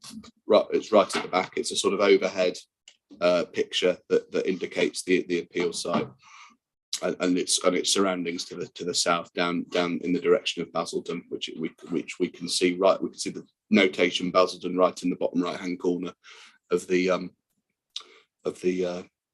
map. Do you see? Yeah, we've got that. Good. Yeah. Right. So at the moment, Billericay's separated from Basildon by all sorts of stuff, by a number of fields, but by a river, there's an A road there, noted the A129. I don't know what the distance is. Obviously, the inspector can drive it and work out what the distance is, but there's a significant buffer at the moment between Billericay and Basildon as today, if you like. They're not merging at the moment. No, it's very separate. They're very separate because there's a sort of, at the moment, there's a significant buffer, that's the right word, between the two towns. Yeah. Yeah, that's right. Yeah. Okay. So as it stands at the moment, the appeal site, I mean, well, it does not indicate the southernmost point of Billericay. Well, it doesn't go any further than the houses on the end of Southend Road. That's what I'm saying. Yeah. So it's not as if the appeal site represents as southerly as south as Billericay goes. It doesn't, but it will bring down Mill Road. So yeah, that southern boundary will extend. It will in extend. A westerly direction.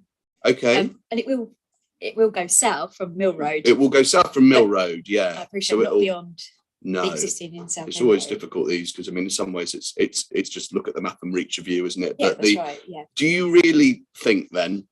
Is it really your view to the inspector? Because in the end, obviously, this is what you have to say if this is to be right. That our appeal scheme will lead to the prospect of, and this is the harm that I think you have to identify, of Basildon and Billericay merging. Well, I've said it's been limited harm. I know, but I'm saying, and I think our cases there's no harm because they're not going. There's nothing close to anything like them merging. We've agreed very significant separation at the moment, so won't make the blindest bit of difference. That's our case. Your case is limited harm, and I'm asking you, looking at this plan, which just represents what exists already on the in terms of the buffer between the sites. Is it really your contention that there is going to be some harm at all, any harm associated with the merging of the two towns? I think there will be, but it will be very limited. because you are, as I say, bringing down that southern boundary from Mill Road. Yeah. And you're beginning to reduce some of the. Really? Are you beginning to reduce it to such an extent that we're talking about the risk of the towns merging? I'm not saying that it will, allowing the proposed development wouldn't create the two settlements from merging, but it. Could you repeat that last sentence? Sorry. Yeah. So the actual the site itself, if it was granted planning permission, it will start, as I say, it will start to extend that southern boundary. It's not my question. Mill Road. I'm asking about whether or not there's a real risk that you identify of these towns merging as a consequence of, say, development happening on our site. The site isn't big enough, is it? It's nowhere near big enough, is it? Not in the vicinity of big enough. So I think then we agree that there isn't any risk of. Obviously, all our inspector can do at this appeal is either grant or refuse permission for this field. You talked about incremental development yesterday. That who knows? I've got no idea. There may be hundreds of applications down the line over the next 50 years. I don't know. We don't have any details of any of that stuff, do we? No, we don't know. But I'm just saying it does bring that southern boundary down further. But not. We are talking very, very small. Very, very small. And that's why I'm coming to. But it brings it down further. But that's about countryside encroachment, and we'll come to see. I'm asking about towns merging. And if we agree that there's not the faintest hope, if you like, of these towns merging as a consequence of development on our site, which I think we do agree, then there's no harm. I mean, there's not limited harm on that purpose. There's no harm. There's no harm at all because there's no merging. There's no risk of merging. There's no merging. That's it. Yeah, they wouldn't merge as a result. No. Well, then it's correct. They wouldn't merge. They wouldn't merge, but there's also been no risk of merging as a consequence. It just doesn't make the blindest bit of difference to whether or not. Let me put it like this: even if the inspector granted this consent and allowed the appeal, right? In that world, let's live in that world just for a minute, and imagine then on this map that where the red outline of our site is at the moment, we put in the houses that are before the inspector. I'd still be able to look to ask you the question of, is there a significant buffer, a substantial buffer between Billericay and Basildon? The answer is, well, yeah, of course there is. Yeah, but it does reduce the rural break between the two. That's not what the purpose is. The purpose is about merging towns. And if the towns aren't going to merge, and indeed not only are they not merging, there'll be a substantial break buffer between the towns with the site in place, with the appeal site in place, and there's no harm. Not with that purpose. Your point is that there'd be built form where there isn't built form at the moment, and that's, there's countryside encroachment, to which we're going to come in a minute. But there's not even there's just no possibility of that purpose being harmed at all, because there's no merging, no risk of any merging, substantial buffer retained. But I think you still, as I say, you're losing that rural break, which is still part of merging. You're not losing the rural break, because we agree, don't we, that even with our scheme in place, there would be a substantial buffer between the two towns, such as that there's no risk of them merging. Do we agree on that? Or I'm saying it's agreed. I think you have agreed it. I'm agreeing that there will be, there's a good level of separation between the two still being retained as a result. So there's no merging, no risk of merging. You're going to need to, in order to merge, you are going to have to chip into the rural break between the two settlements. In order to merge, no one's suggesting merging. That's the point. We're not. You're the one who's saying there's going to be merging. We're saying there isn't going to be any merging, because you're still going to have a substantial break between the settlements. And I think you agree there'd still be a substantial break between the settlements, and that our site's not going to make the blindest bit of difference as to whether or not they're going to be merging or not. And so what my proposition to you is, if it's right, there's no merging, no chance of any merging or whatever, then it may be that there's loads of planning applications in the future that could fill in all that gap. And then the council would say, no, this gap is going now, there's the risk of merging. That's not for us. All we can do is look at the scheme. Our inspector's got to decide. And the truth, let's just call a spade, that there's no merging at all, no prospect of it. There's no harm at all associated with that purpose. You are bringing down that southern boundary on Mill Road, aren't you? That's not the same increasing thing. The depth of development within. But you're answering a different question. If the Greenbelt purpose was, are you increasing the depth of development or something? And then I'd be saying, right, do you think there's any harm associated with that purpose? And you say, yeah, of course, because you're increasing the depth of development or whatever.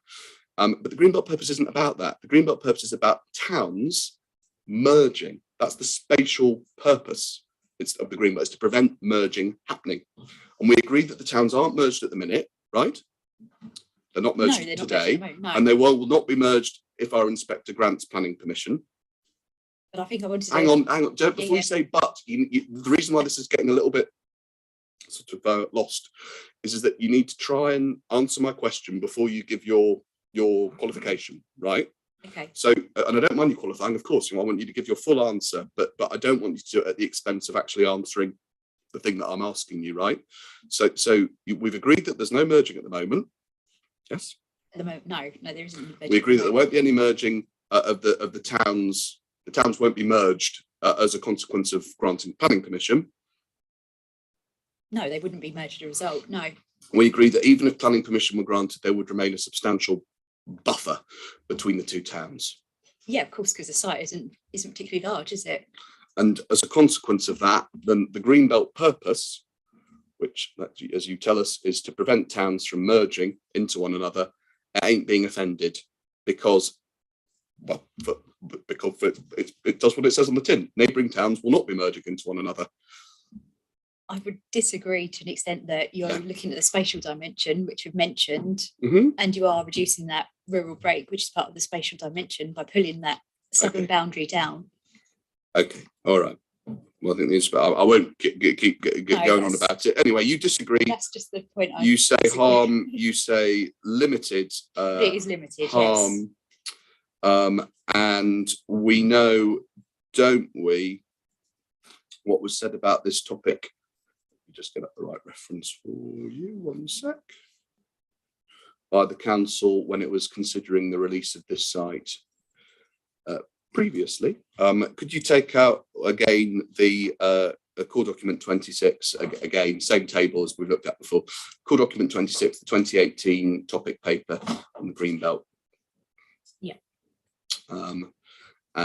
Page 58 again, same place as we left off this document before. You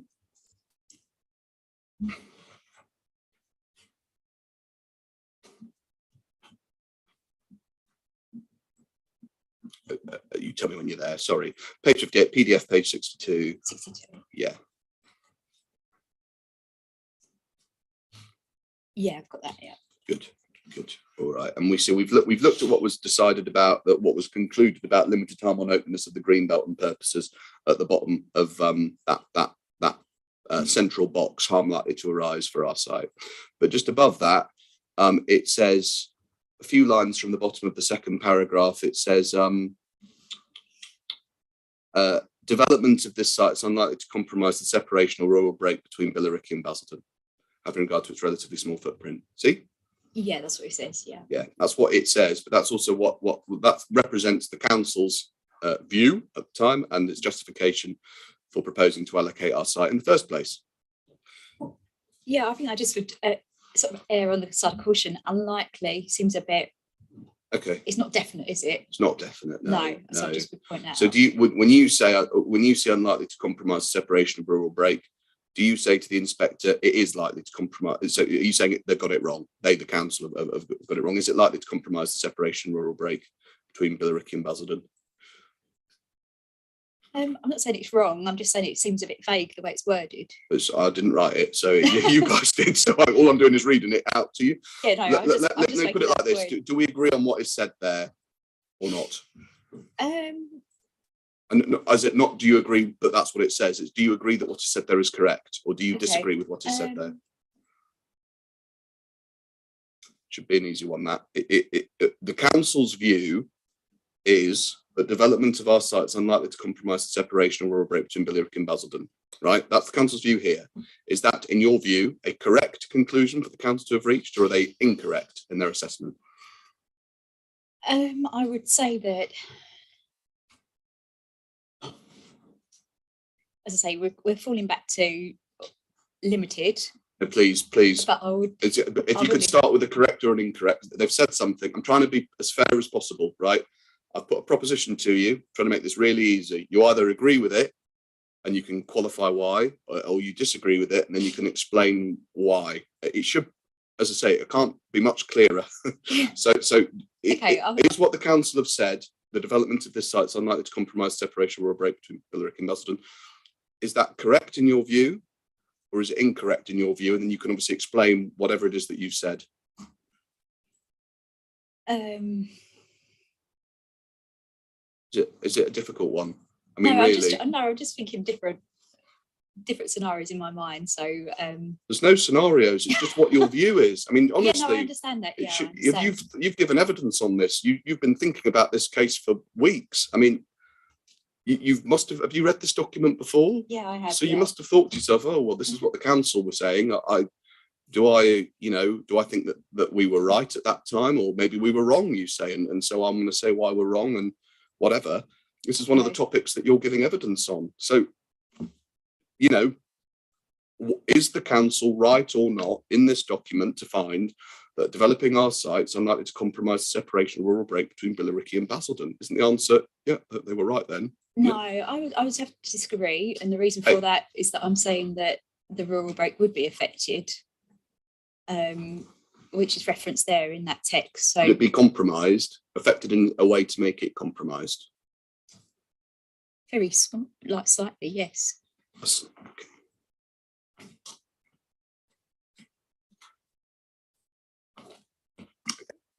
So your view, if you like, is that the council's approach that led to the site being allocated is wrong in the way that you've identified. I'm taking a different view. Okay. Slightly different view, yes. Slightly different view. Well, you might call it a slightly different view. They're saying very unlikely to be compromised. You're saying that will be compromised, but only to a slight degree. All right, that's that document. Could you turn up one sec on the same theme? Just give me one moment.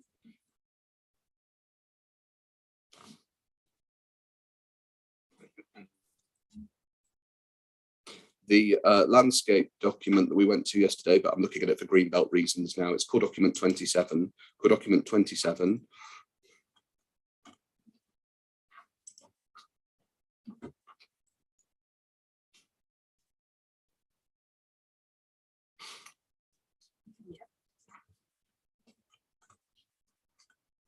Have you got that one? Yes. Thank you so much. And could you turn in it when you get there to page 32, PDF page 21. Site 32. Bingo, exactly. Yeah, this is it. Sorry, I should have said it's the outline appraisals of potential strategic development sites. Yeah. We went over this yesterday for sort of landscape reasons, but we don't need to go over all of that stuff. But do you see on page 38, PDF page 27? I should say now we're in the world of this, the landscape partnerships work, as you'll remember from yesterday.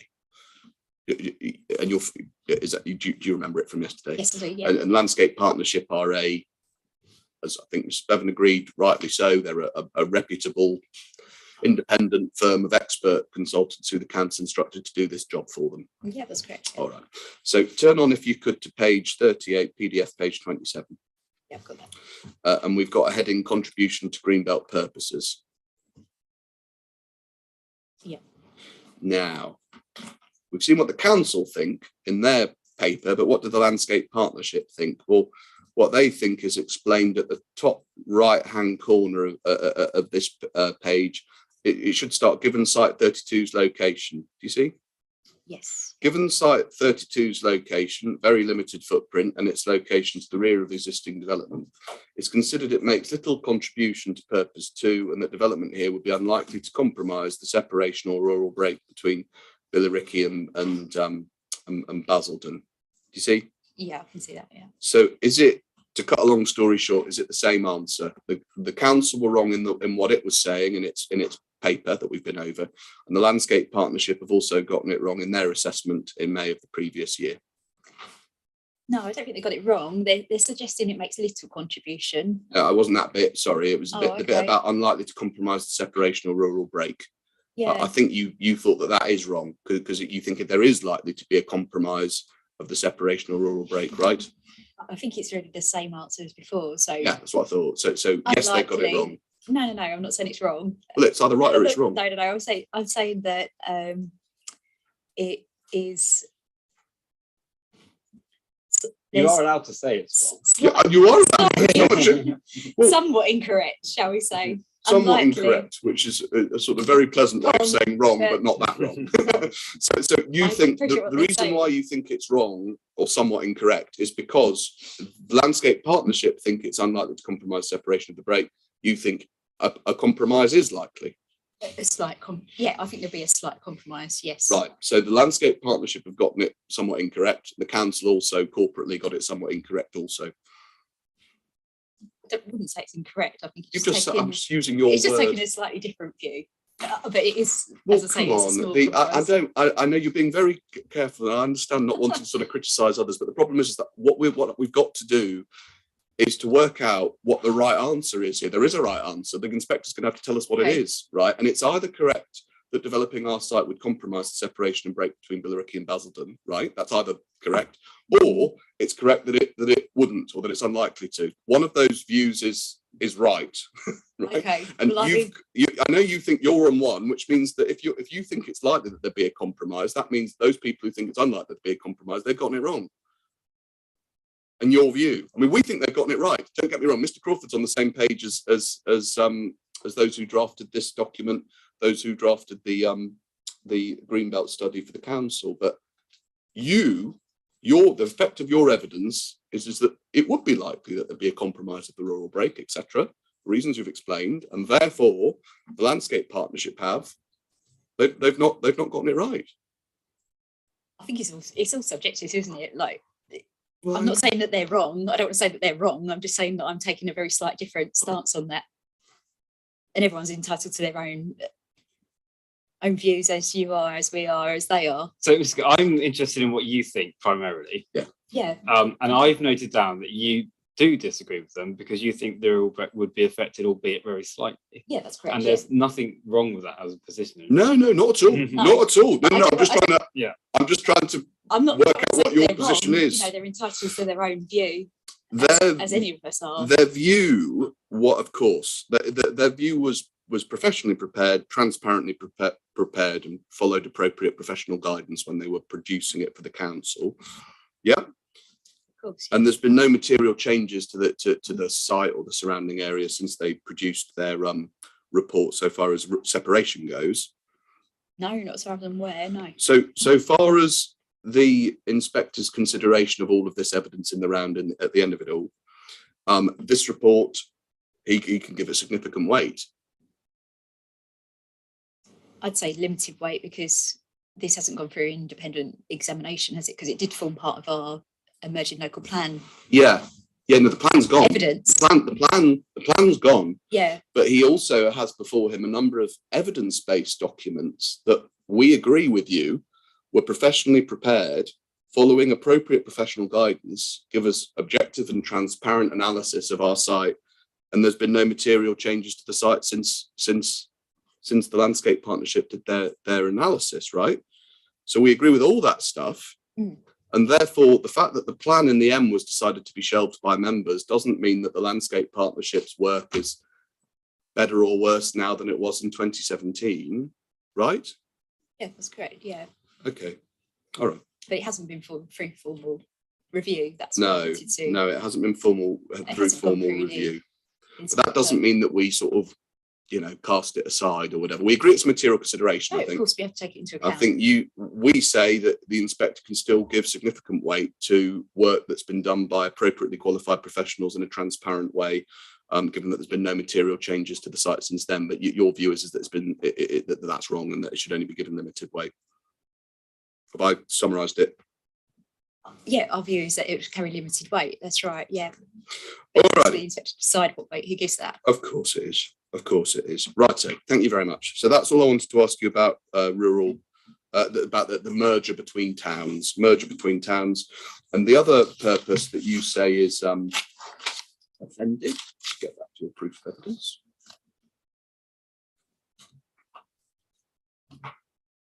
Is the countryside encroachment purpose. Let me just get up your proof where you deal with it. So sorry. There we are. So we left off your proof of evidence on page 14. Yeah.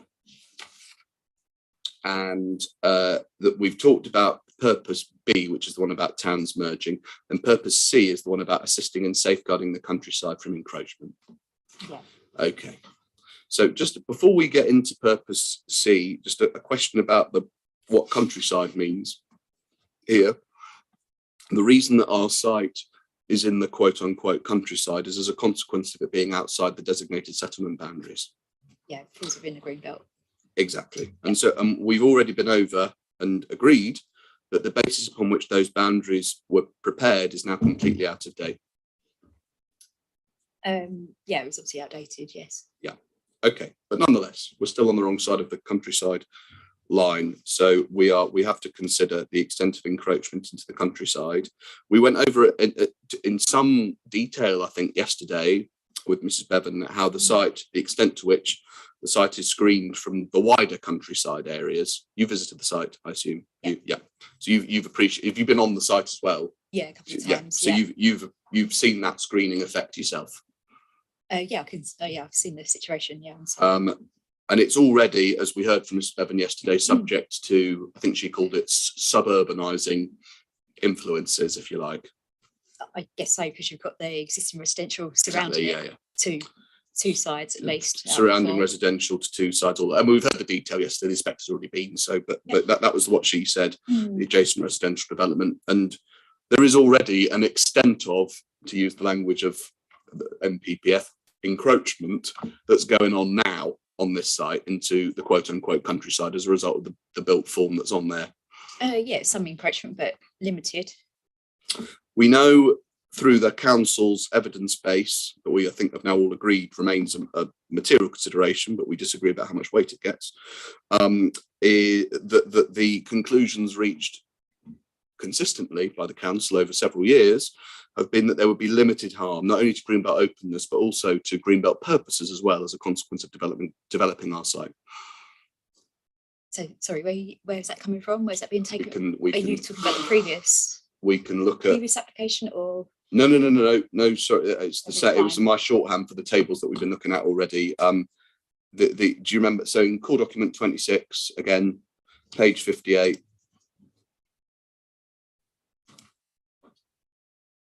Again, PDF page 62. There's an extended analysis. Sorry, I just need to. No, you get there. Sorry, yeah, of course.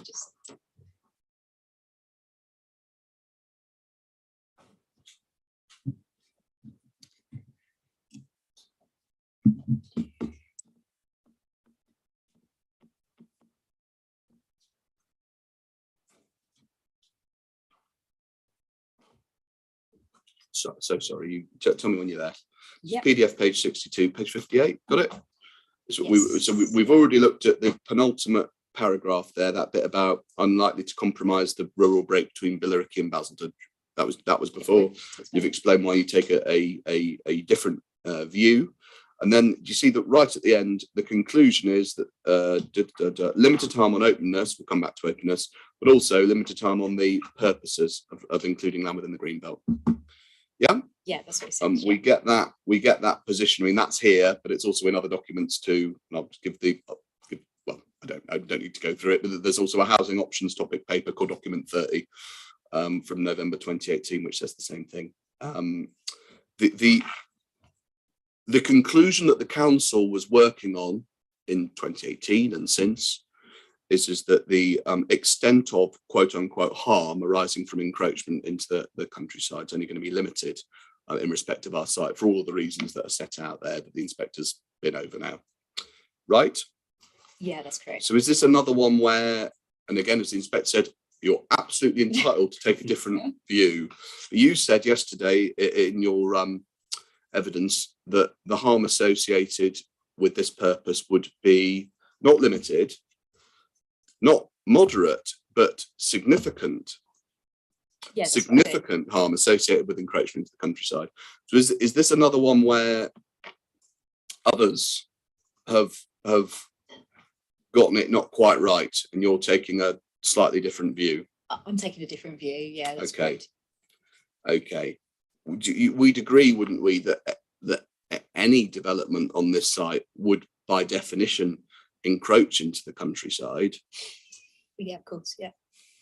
And the council was suggesting that development on this site should occur as recently as March of this year. Yeah, it's part of that emerging local plan. So encroachment into the countryside, one way or another here, it's sort of a statement of the inevitable, isn't it? Because we've agreed that Basildon will inevitably require the use of Greenbelt land in order to meet its housing needs. It will do, yeah. I would just jump back to the allocation was for 20 units, and this is over double that. Yes. So the level of encroachment would be significantly. But would larger. It though? Because encroachment's not just a spatial concept. Encroachment's about how you perceive the development within the context of the countryside, right? And we agree that this is a very well screened site. I would disagree with the fact that I don't think there is some screening, but I wouldn't say it's significant. You wouldn't say that the screening is significant? Not along the southern boundary, no. Okay. I mean, the fact that it's a visually contained site is repeated time after time after time throughout the council's analysis of this site over the last 5 years. It's visually contained from, the northern side, the eastern side, given its siting, but it's not visually contained from the southern side. All right. So we know it's visually contained. Well, we know that the council thought until recently anyway that it was visually contained. You've got a caveat about the southern side. We agree anyway that it's subject to suburbanising influences. We agreed 2 or 3 minutes ago that it's well screened from the wider countryside. But in any event, you say council and indeed the landscape partnership have gotten things wrong in the past. It's not limited, it's not moderate. The harm is significant in terms of countryside encroachment. In my opinion, yes. Why do you take that different view then? Why do you take the different view to the analysis that's come before you? Because I think we need to look at what's there at the moment, and what's there at the moment. They're limited. So as existing, you've got single-story buildings, all very limited in terms of their height and their scale, all set onto the eastern parcel, if you want to call it that, within the previously developed area in the council's view. The proposal would obviously spread across the site into the western side. You've got much larger, higher buildings, 2 or 3 stories in height, spreading across. You're obviously moving into that open paddock at the moment. No. My question was why you take a different view, because we knew, didn't we, back at the time of the housing options paper and the landscape partnership work, that development was going to spread all the way across the site. That was the landscape partnership's recommendation. Do you remember? I can show you that if you don't remember. Yeah, no. You remember? We looked at it yesterday. The outline, that was what they were suggesting. This is that you develop across all of the sites, a small site. Yeah, but with, as I said, less than half of that number. No, that's 47. That's not what they were suggesting. They were suggesting developing at a density. Do you remember we had this conversation yesterday of 35 dph? Okay. All right. I've got no more questions for you about countryside encroachment. I will come on to openness. Is it similar answers with openness? I mean, is there really a difference in the way that you've approached in countryside encroachment to openness? Because as you were giving your last answer there, it sounded like an answer that could have been given about openness, because we accept that there'll be harm to openness. There'll be harm to openness, right, any time that you put built form on an area where there isn't built form at the moment, right? Yeah, of course, yeah. So the question isn't is the harm to openness at all from a proposal like this? It's how much harm is there, right? Yeah, that's a judgment that needs to be made. Yes. Yes, that's the judgment that the inspector needs to make. How much harm flows from the openness? Yeah, definitely. And we've seen the evidence base that the local authorities have been working on over several years that's made findings of limited harm to openness arising from the development of this site. Yeah. We've seen that in your proof of evidence, you rely on and cross-refer to on this topic of openness, and I'll just give you some references to Miss Bevan's work. So if you turn to your proof on page 17, you deal with this topic of openness. Yeah, that's right. And you say at 4.29, you set out what openness is all about, 4.28, and then at 4.29, you say cross-reference should be made to Emily Bevan's proof. Yeah, that's great. You go over some of the topics that we heard Miss Bevan talk about yesterday, the design points, what she says are awkward relationships, layout, etc. I'm just looking over the page 18, and then you summarize again at 4.37. Reference should be made to Miss Bevan's proof regarding the pool design, etc. Yeah, that's correct. So when it comes to openness, you have built your analysis, if you like, on the back of Miss Bevan's evidence, which is obviously you're perfectly entitled to do, but that's what you do in your proof. Yeah, that's right. Yeah. I think I've expanded upon that as well. You have. Obviously, because yeah, I'm dealing with the Greenbelt side of things. Where Well, so is she, as we looked at so, yesterday. yeah, So there's a cross there, isn't there? There is a cross, exactly. All right. So we know that the council's evidence base has assessed limited harm arising to openness from our site, but that's all very well. That was a few years ago, and you've disagreed with that, and you're entitled to, as the inspector said, disagree with it and reach your own view. But also, you rely on Miss Bevan in your proof. Miss Bevan told us yesterday that the harm associated, in her view, with openness, Greenbelt openness on this site, even accounting for all of her points about design and roofscapes and all the other stuff, would only be limited. Remember? Yeah, she did say that. Yeah. She did. So we've got the council saying it's limited back in 2018, 2017. We've got Miss Bevan saying limited, and she's the one who you rely on in your proof of evidence. So this is another it's another disagreement, isn't it? Because you say not only is the harm limited, not only is it moderate, not only is it significant, you actually say the extent of harm to openness would be substantial, right? Yeah, that's correct. Yeah. And in all the years of this site being looked at, not just by the council generally or the landscape partnership or our team, or indeed Miss Bevan and her analysis that led to her evidence yesterday, the only person who's calling the harm substantial is you. Well, that obviously that the council's reasons for refusal were formed. It's not just me personally, it's a council decision, isn't it? It's gone before committee. When you get to that, members have made the decision. There's members. Well, unfortunately, I don't get to ask them questions. I wish. That would be fun. That would be good fun. It would be great. I'd love to do that. Maybe next time. Okay. Yeah, it's not me personally, is it? No. It's, but it does. You say, but it's not. You're reflecting members' views, but also, of course, you're here representing your own independent view as a professional planner. Yeah, that's right, of course. So your view is that the harm flowing from loss of openness in this case would be substantial.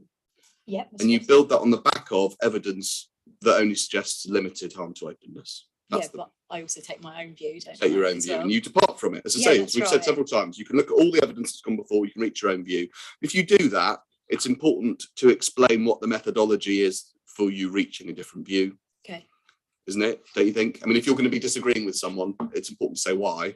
Well, yeah, that's right. And I think the proof of evidence sets that out. Does it? Do you explain why you disagree with the previous assessments by the Landscape Partnership and the council, and indeed Miss Bevan's own assessment?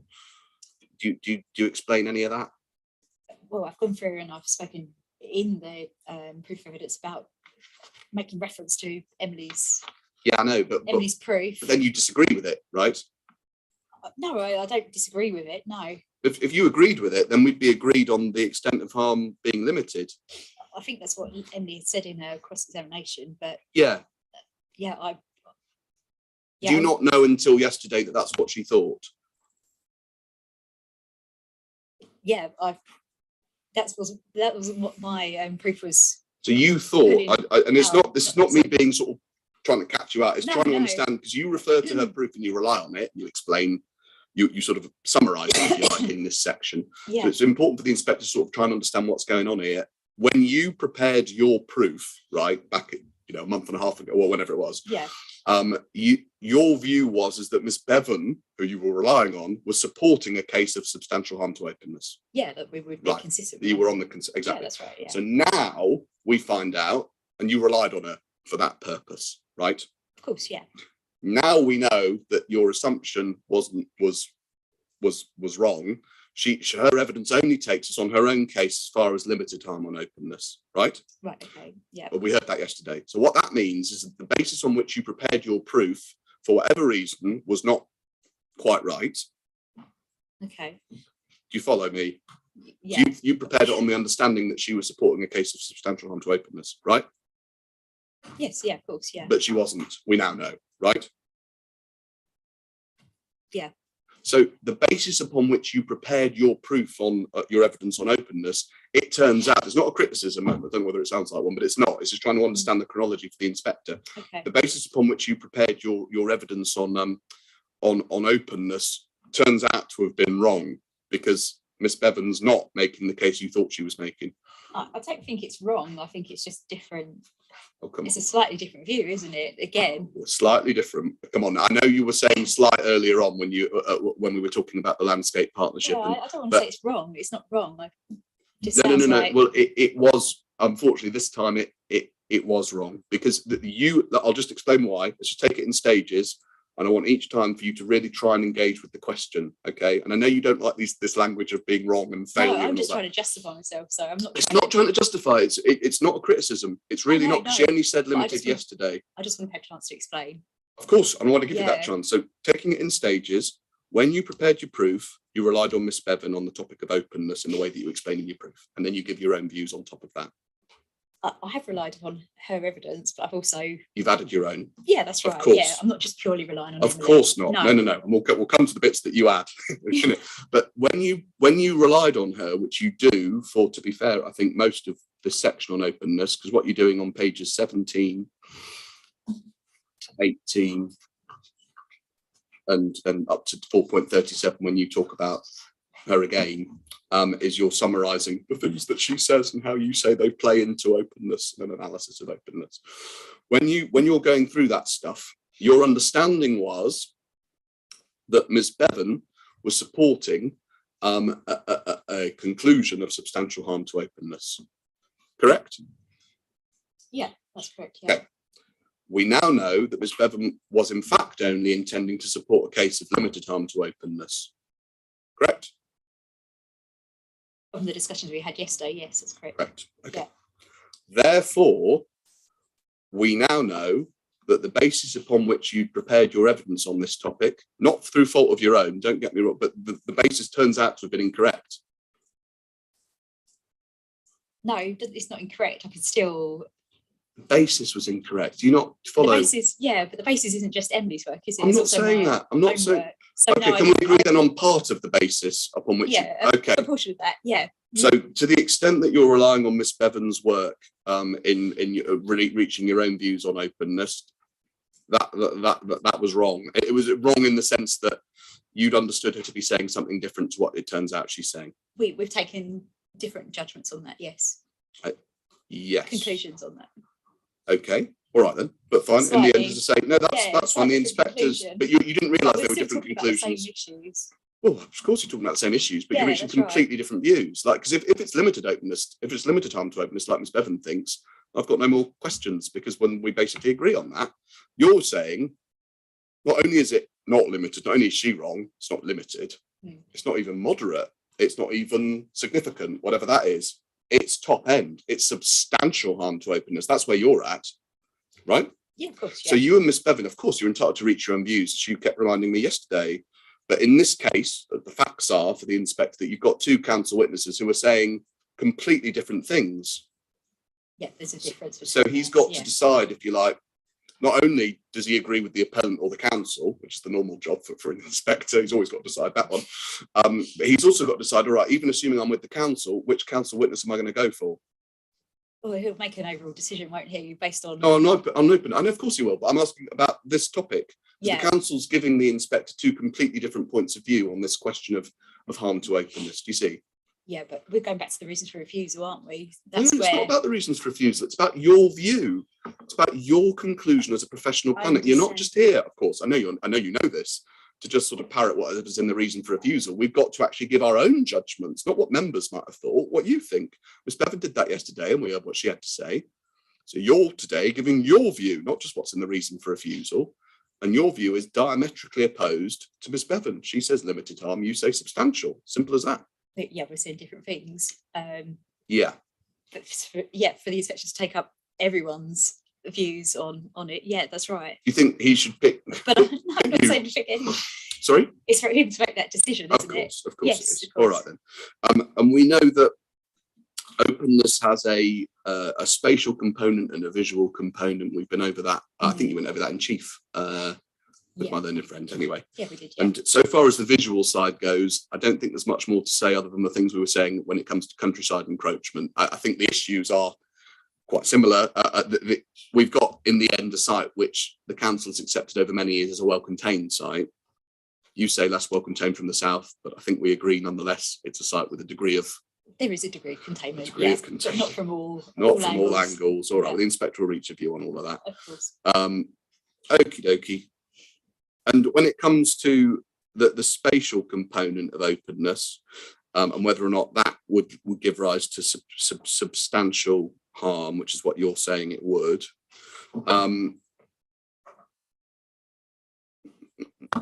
there are existing buildings on the site. Yep. Those already exert a spatial, that's the right way of putting it, spatial impact. There is already an impact on the openness of the site already by virtue of the built form. Yeah. Yeah, there is an impact. And we talked a little bit yesterday about the figures, that the numbers that Mr. Crawford produces in his evidence at proof of evidence at page 34.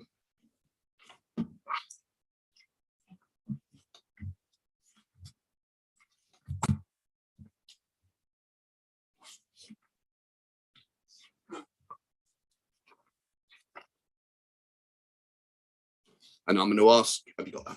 Yes, I have. Thank you. I'm going to ask him to give the inspector wanted the percentages looked at in a different way, which we're going to do as soon as we get to his evidence. Oh, okay, good. But hopefully we can do our own little bit of mental arithmetic. But we can see in broad brushstrokes, whether you're looking at footprints or volumes. This is not a sort of virgin greenfield site. We'll come back to the definition of brownfield in a minute. But what more or less, when you're looking at footprint or volume, half of what's proposed is there already, which means that there's going to be in broad brushstrokes, and again, I'm not a mathematician, a doubling of the existing footprint or volume to get from the status quo to what's proposed.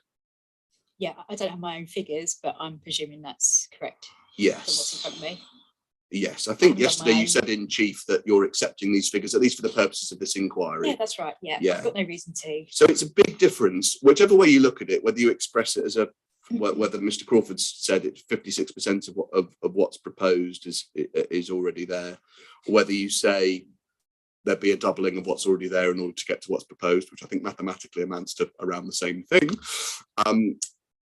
There's a big difference between a site like ours, where you've got half the scheme, if you like, or in terms of volume, openness terms, is already there, and a site where we're looking at it purely through the lens of a sort of undeveloped greenfield site. Yeah, there's PDL there to play with as such, isn't there? There's volume there, there's footprint there already. And so what we're interested in when we're trying to work out what harm there is to openness, right? The extent of harm to openness, it's not bare earth site to proposal, it's existing baseline to proposal. Yeah, of course. That's the difference to be analysed. Yeah, you have to take into account what's there. And that means when you take account of what's there, and we know that what's there is roughly half of what's proposed, give or take. I'm not putting specific percentages to you, but the inspector can see what the situation is. We know that roughly of what's proposed, half of it's already there, whether you look at it footprint wise or volume wise. And that means that the extent of harm is going to be less when it comes to openness than it would otherwise, because the difference between what exists and what is proposed is smaller. I would probably take us back to the council's footprint and the PDL addendum. We're suggesting 32%. So no, it wasn't about no. It's not about PDL yet. But you're using you're saying half, aren't you? Whereas I don't want to. No. It's not. This is not a question about PDL. It's a question about built footprint. So it's not technically what is PDL and what's not. It's what we've done here is we've done the existing building footprints and building volumes. You've accepted all these figures, as I'd understood it, existing and proposed. And so you can see what the increase is. So say for footprint at the moment, in terms of building footprint, you've got 1,424 metres. proposed is 2563, and so there's a difference between those two numbers, and we see what the increase is 1139, right? So you're saying approximately 50% over what's approximately, yeah. And we see those percentages in 7.2.3 below. It's 56% for so the existing buildings within the Greenbelt represent 56% of what's proposed, and they represent 45% of the volume of what's proposed. So it's 56% footprint, 45% volume. But anyway, those are what the figures are. That's not my question. Is one about not about the specifics of the figures, but about the principle.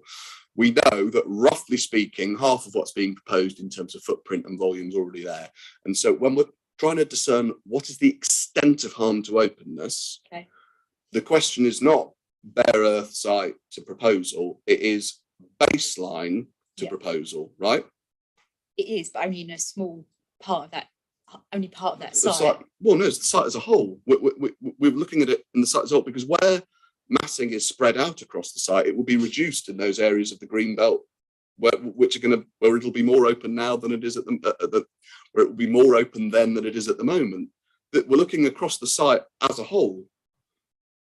Yeah, we have to look across the site as a whole, but at the moment you've got part of it's open, isn't it? You've got open part of it's open, but part of it's very much not open. On there. And there are parts of the site which will be more open as a consequence of this scheme than they are today.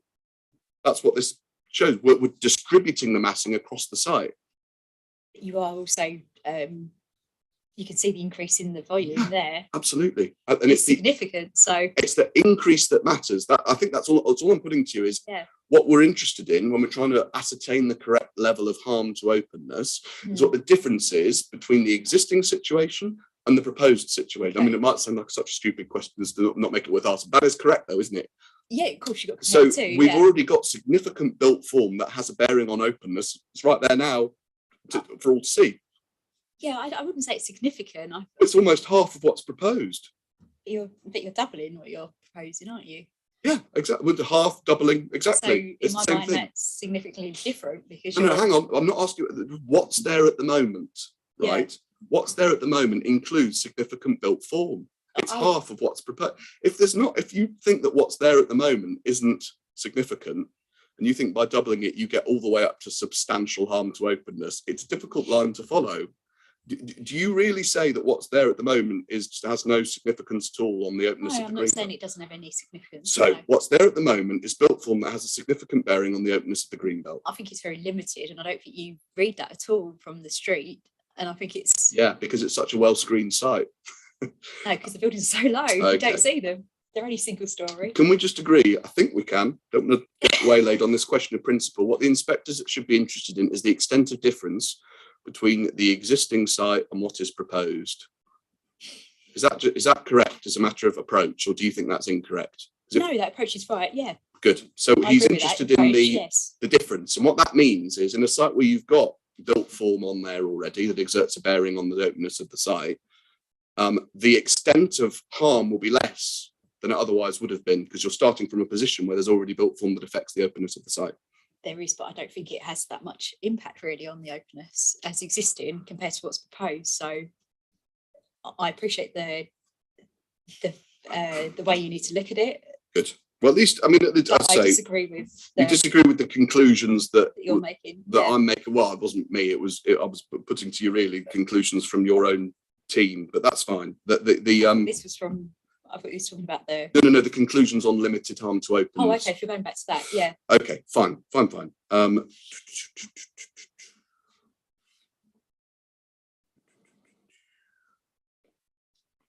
Your conclusion on substantial harm to openness, which you reach in your proof of evidence, is not, as far as I can tell, backed up with any worked methodology. Is that right?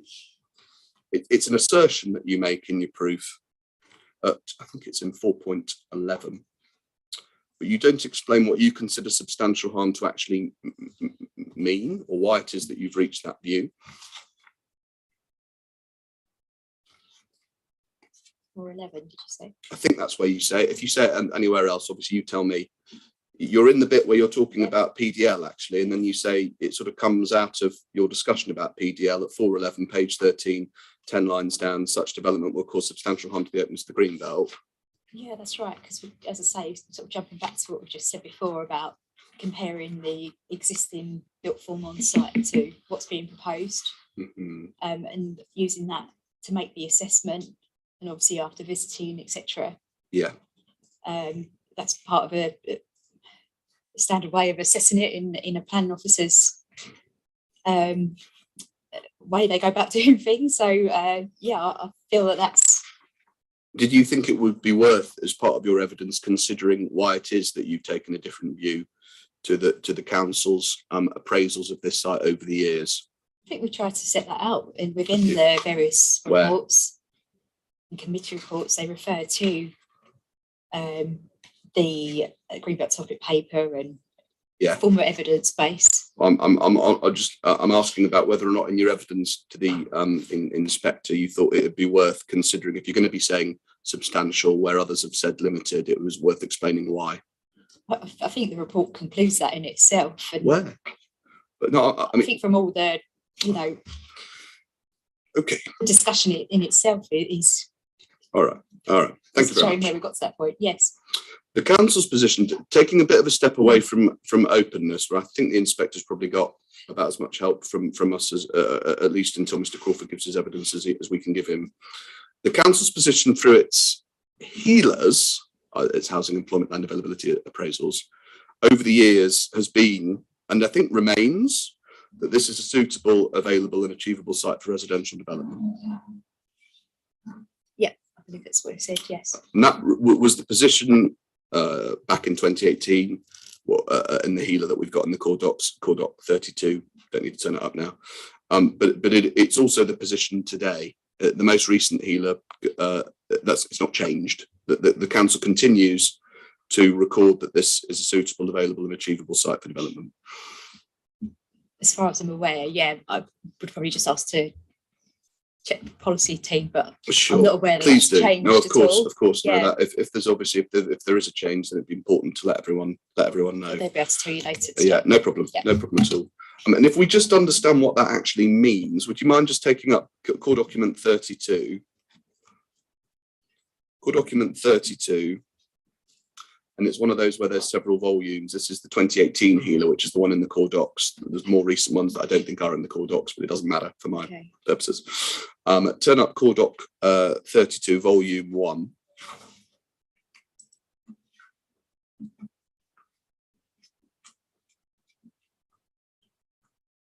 Yeah. And we see, have you got that one? So sorry. Yeah. Yes, if you turn in it to page 10.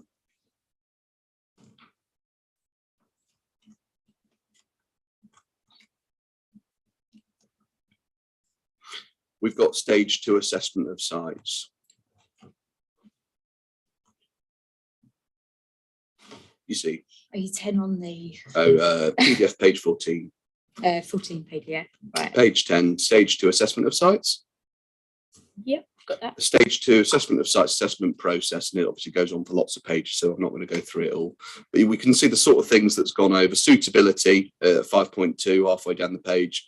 5.2.2, the council's considered things like environmental constraints, location, sustainability considerations, accessibility and constraints to access, general physical constraints, considerations, planning policy constraints, etc. Yeah. And then each of those bullet points is then sort of unpacked over the course of all sorts of pages that go on and on and on until page 19. So there's all sorts of stuff, including a Greenbelt review, which is referred to on page 19. So the council has considered whether or not this is a suitable site for residential development. Yes. You are aware of this. Good. I assume. Yeah, good. I'm aware, and the conclusion is still that it is. As far as I'm aware, yes. Yeah. Okay. Well, let's assume that that's the right answer, unless someone tells us from the other side of the room that we're both wrong. It is also, as part of that exercise, we agree, don't we, that this is a highly sustainable site in terms of locational sustainability, access to services and facilities, and all the rest of it. Mm-hmm. It's on the edge of a major settlement within the district. Correct, yeah. So it meets those sort of locational sustainability criteria about where you'd be looking sensibly to encourage growth in a way which accords with any sensible spatial strategy for the district. Yeah, it's on the edge of an existing settlement. Exactly. Yes. Good We're stuff. happy with So we've got a suitable site which is on the edge of a major focus for growth within Basildon, which is highly locationally sustainable. Yeah. So not only is the development on the site at the moment, but really any development that comes forward on this site will result in some quote unquote harm to openness, won't it? Yeah, of course. And a ditto encroachment into the countryside. Yeah, depending on where it spreads to, but if yeah, talking about the whole site, then of course, because of course it will. But the council nonetheless is of the view that this is a suitable site. Yeah, through the healer, it's suggesting that yes. Okay. Okay, and on this same sort of theme, if you just flip forward in this document to availability, which is on page 19.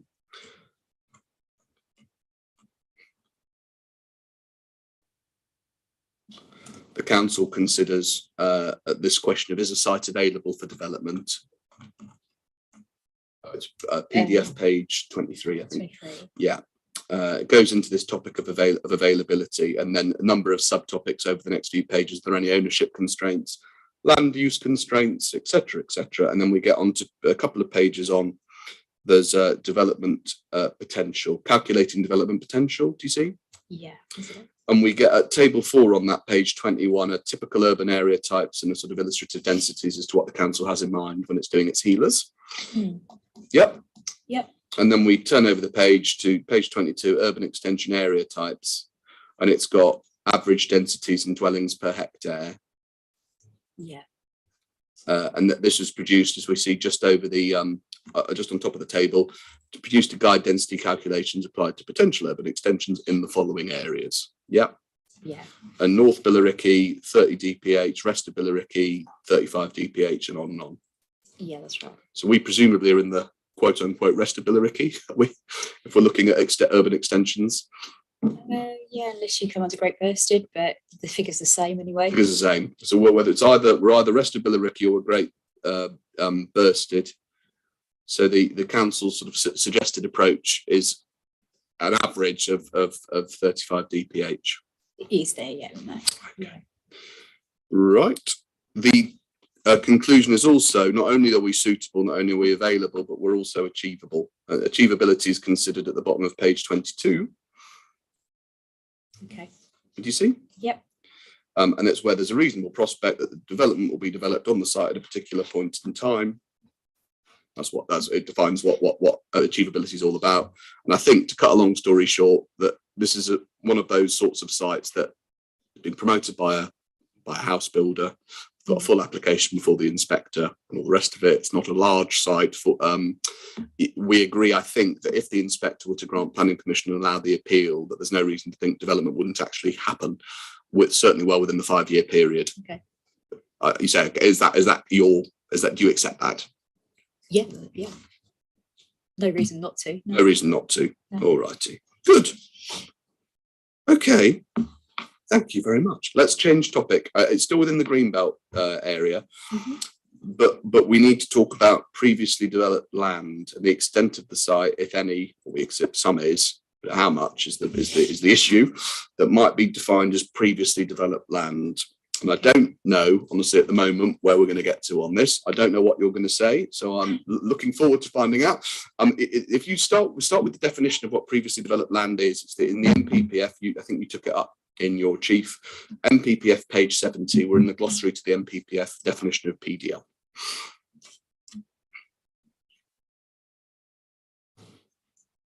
Okay. Yeah. So. We've got land, which is or was occupied by a permanent structure, including the curtilage of the developed land, ... excludes land that is or was last occupied by agricultural, forestry buildings, etc.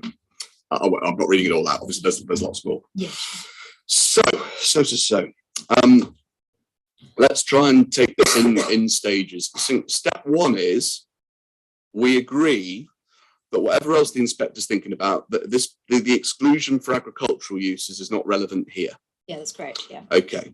So in fact, none of the exclusions, by exclusions, I mean, starting with the phrase, this excludes, colon, and then we've got all the stuff that are excluded.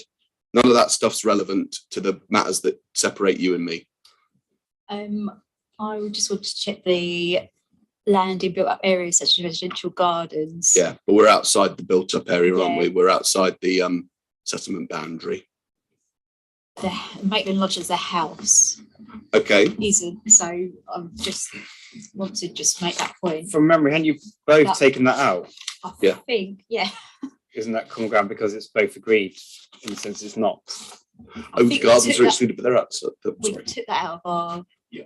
I want to refer back to the addendum. Yeah. Yeah, no, but I'm talking about. Okay, fair enough. So let's focus on previously developed land within the Greenbelt. Okay. I should have. That's a very fair qualification. I'm going to start again because I'm not so interested in land that's outside the Greenbelt for the purposes of this question. These questions. Right. The reason is that we're interested in trying to work out the extent of the Greenbelt parts of the site which are previously developed land to try and understand what the overall planning balance looks like in our case. Sure. So let's start again. For those parts of the site which are within the Greenbelt, we agree, I think, that none of the things that follow the words this excludes are relevant. That's correct, yeah. Good. So there's no exclusions. So we start then back at the beginning. So the question is whether or not the Greenbelt parts of the site fall within this first sentence of PDL. So land which is or was occupied by a permanent structure. So just pause there for a minute. Well, permanent structure includes buildings, obviously. Right? Yeah, sorry, could you just repeat your question? Sure. Yeah. Permanent structures, well, I mean, they might be all sorts of things, permanent structures, but one of the things they might be is buildings. Yeah, the buildings that you've got there at the moment. Exactly. Yeah. So the stable block, I think it's building number 1 on the plan we were looking at yesterday. Yep. That is a permanent structure, that's a building. Yeah, I would agree, yeah. Okay, so the stable block is a permanent structure within the meaning of this definition or whatever. Yeah? Sure, yeah. Okay. Well, you're getting a plan out, yeah, by all means, of course. Okay. So we've got stable block, permanent structure.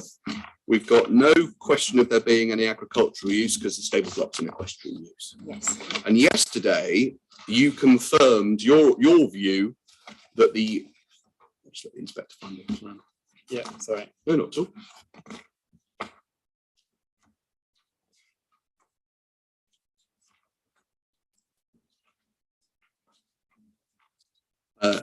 Not so. So we've got stable block equals permanent structure.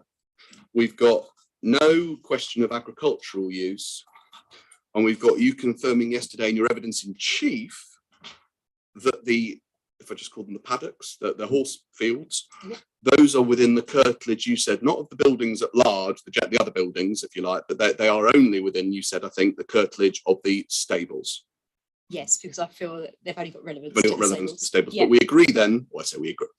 We agree this far. The paddocks are within the curtilage of the stables. Yeah, that's okay, right. Yeah. Good. Right. So let's just take a step back and work out what we agree on. We agree then that the paddocks are land which are within the curtilage of developed land, i.e. the stables. So I think the stables is within developed land. The stables are developed land, not within developed land. Yeah. It's a permanent structure. But the paddocks aren't developed land. Yeah. No, that wasn't the question. No, okay. So we agree that the stables are within the curtilage of the start again. So sorry, I'm going to lose the thread now. We've just agreed, you said yesterday that the paddocks are within the curtilage of the stables. You explained why. Yeah, that's correct. Okay, yeah. Good. So we agree that the paddocks are within the curtilage of developed land, which is to say the stables. Which is the stables, yeah. Okay, fine. So is that correct? Yeah, I agree with that. Okay, yeah. So if it is right that the paddocks are within the curtilage of developed land and are not in agricultural use, they fall within the definition of previously developed land. I think I would jump back to the definition. Please do. Yeah. I mean, you shouldn't have jumped away from it. That's exactly what I'm looking at the moment. No, yeah, that's fine. That's agreed. Yeah. Good. So we agree then. Let's just work through this. That's right. Where is that plan with all the numbered? Yeah. I've gone there. It's the back of Mr. Crawford's proof. Oh, thank you so much. Let me just give me a moment to get there. That's the right place to go. I think. Let me just get that. 1 sec. PDF page 80. Thank you so much, sir. It should be me giving you the references, not the other way around. But okay, marvelous. Would you mind turning that plan up? Yeah, I've got that. Okay, so we've got the paddocks. You've got that already, have you? It's the one with all the colour, all the number, the building numbers and stuff. Yeah, sure, yeah. So we've agreed then that the two paddocks which are to the immediate west of the building one fall within its curtilage and represent previously developed land. They do, but I'll just caveat the important point for us is the part of the description in the glossary which says, although it should not be assumed that the whole of the curtilage should be developed. Shouldn't just assume, just because it's in the curtilage, i.e. we don't just say, all right, we'll carpet it over with buildings or whatever. Right, yeah. Fine, agreed. I mean, we agree with that, because that's what the definition says. Yeah, but before we get to that, we've got to work out what's in the curtilage and what isn't in the curtilage. And we agree then that those paddocks are previously developed land. Yeah, they fall within the definition of it. So if we just turn up hang on. If we turn up, if we turn up core document 110, which is the statement of common ground on this topic.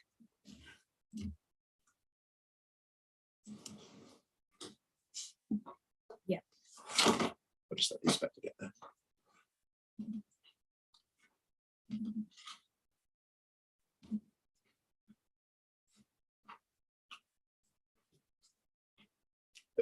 Yes, on there. Are you there? Yeah, You flip right to the back of that document, the last page.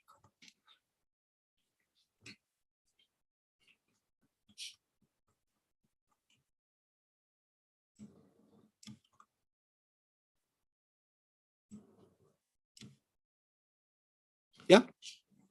Are you there? Yeah, I am, yeah. Okay, so what we've got here is at least at the time that this document was prepared, this diagram with the green splodges represents what the council's view was of the extent of site which was PDL, right?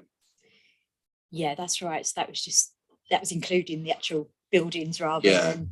Well, it's not quite what it says. It does say PDL, doesn't it? It does, yes. Yeah, and we know PDL is not just some sort of, it's not just a sort of layman's term. It actually means something. It's defined in national policy. Of course, yeah. So what you're saying today is not what we see here. What you're saying is that, in fact, the two paddocks that are immediately to the west of the green splodge should, in fact, be covered by the green splodge because they're PDL. Yeah, that's right. Yeah. So, in fact, if we just turn up, we can see what that plan would look like, because if you turn 2 pages earlier on in this document, you've got what was then the appellant's assessed area of PDL. Yeah, that's right. Right. And it covers, obviously, it covers the paddocks.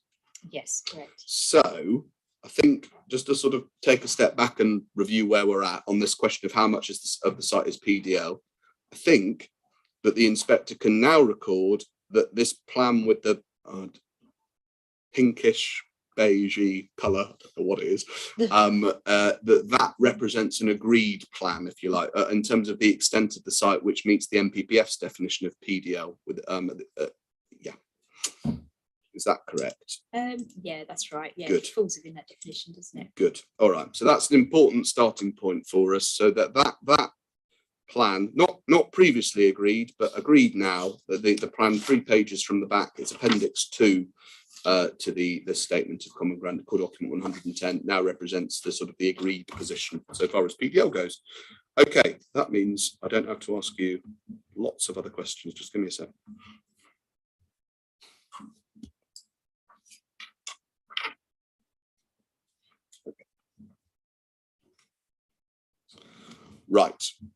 Right. So we agree that the entirety of the appeal site is either outside the Greenbelt or previously developed land. Yeah, I think so. Yeah. Okay.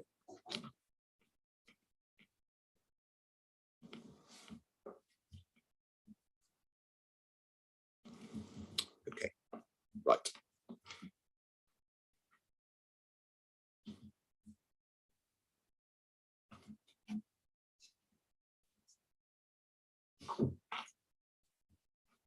Good. All right. Now, so what? What flows from that point of agreement between us? That means that the appeal site is sequentially preferable to all the other areas of Basildon's Greenbelt that are greenfield. Could you just explain? Yeah. National policy tells us, doesn't it, to look to brownfield first, to exhaust brownfield before you get to greenfield. Yeah, it's preference. Yeah, exactly. So that's what I mean by sequentially preferable. If we were to be developing in Basildon's Greenbelt at all, and you accept that it's inevitable that we will be, right? Of course, yeah. So we should look first to exhaust the brownfield resource, if you like, before we start looking at greenfield sites. Yep. Yeah, that's which makes us sequentially preferable to the Greenbelt sites in Basildon, which are greenfield. Yeah, and we see that in the framework. If you just turn up the framework again and turn to page 35.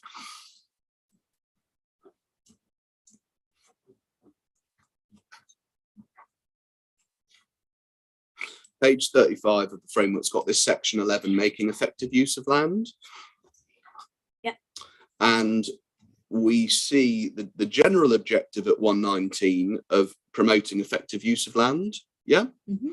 And you see right at the end of that paragraph, in a way that makes as much use as possible of PDL.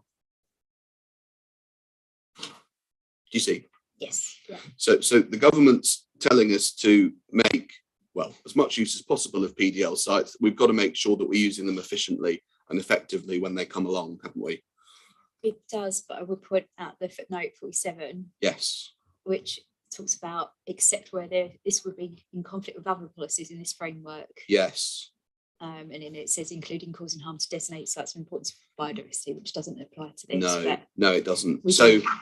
So we know that making efficient and effective use of well, it particularly applies to Greenbelt sites, doesn't it? Because we've agreed that it's inevitable that Greenbelt land will be required in order to meet Basildon's housing needs, right? Yes. So when brownfield sites in the Greenbelt come along, it's particularly important that you optimise their capacity. Because if you don't do that, all you're doing is shoving more and more pressure onto greenfield sites within the Greenbelt when they come along. It does, but it doesn't mean that you disregard the fact that it's in the Greenbelt to begin with, and and you have to give due weight to that.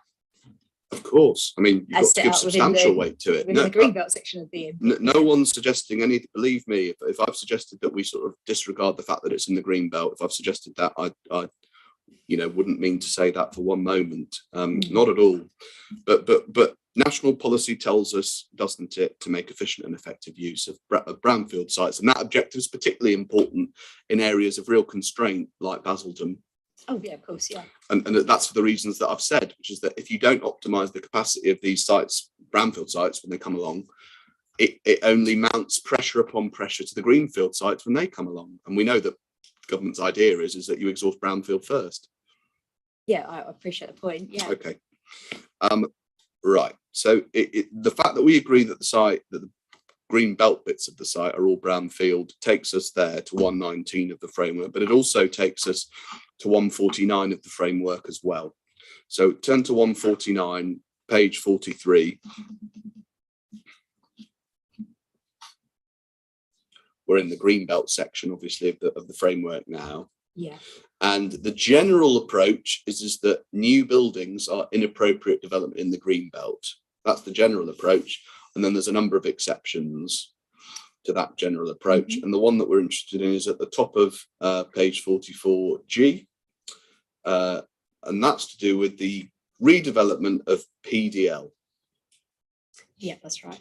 So just again, sorry to take this slowly, but just taking it in stages, we agree that we are within the first paragraph of G before we get to the bullet points. Yeah, this is a case that involves the quote, well, partial or complete, doesn't matter, partial or complete redevelopment of PDL, quote unquote. Yeah, that's relevant. Yeah. So then so we've got that far, we agree on that. Then the inspector's got to consider either, well, A or B. It's not written like that, but I'll just call them A or B for the purposes of this question. A, we agree that we're not in because A would apply any time that there's any level of greater impact on openness compared to what's there at the moment, right? And we agree that there would be a greater impact on openness compared to what's there at the moment, right? Yeah, that's right. Yeah. So it's not A. So we've got to consider B. So the question then becomes, do we cause substantial harm to the openness of the Greenbelt? Obviously, you think we do. I've asked you lots of questions about that. We know the inspector has heard from other witnesses on your team about that. Where the development would reuse PDL, just pausing there, we agree this is a scheme that would be reusing PDL. Yes, it would, yeah. And would contribute to meeting an identified affordable housing need within the LPA's area. Yeah. Yep. Yeah. And we agree also that this is a scheme which will be doing that. Yes, it would, yeah. So then what follows from all of that is, in terms of the planning analysis that the inspector has to undertake, everything turns on the only thing we disagree on is the extent of harm to openness, right? That's right. So far as G goes, right? We agree on everything else. All the other components that go into this exception from the general rule that new buildings are an appropriate development. Yeah, that's right. But obviously you don't agree on the conclusion on the, say, the level of harm. So no, that's what I'm saying. Yeah, so there's one thing that we don't agree on. Yeah, that's and right. It's this question of, is the there's harm to openness, but is it substantial or not? Okay, yeah. So we're disagreeing on the B first line. Exactly, yeah, that's what I'm. Yeah, that's right. Other than that bit, I'm just trying to break it down for the inspector. What we agree, what we go on all the other bits, and that's the thing he's got to make a decision on, as it were. Yeah, exactly. Yeah. If he finds in the end that there would be harm to openness, but he finds it would be limited. So let's say he goes along with what Mr. Evans said yesterday and what Mr. Crawford says later today. In those circumstances, we would be we would be appropriate development in the Greenbelt. Yeah, because it would be substantial. Yeah. If he finds that the harm to openness would be moderate or even significant, but somewhat less than substantial, whatever that is on your sliding scale, we'd also be appropriate development in the Greenbelt.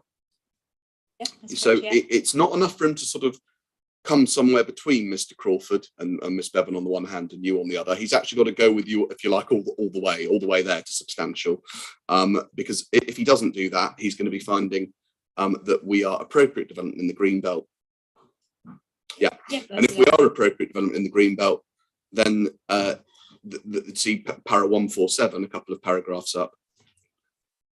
If we are appropriate development in the Greenbelt, not inappropriate, but appropriate, then there's no requirement for us to be justified with reference to very special circumstances. That's right, yeah. Okay. All right. So this is the question. The test. He's got to identify. Righto. Now in that world, and we don't know what the answer is yet, because of course he's not heard all the evidence on openness and all of that. So, but I've got to ask you about the planning consequences, regardless of which way he falls on this openness test. If he decides that we're appropriate development in the Greenbelt, then there's no VSC bar, if you like, at 148 to the scheme going ahead. Then it's right, isn't it, that we take ourselves back to paragraph 11 of the MPPF. Yeah, that's right. Yeah. And if we just do that now, paragraph 11, page 6.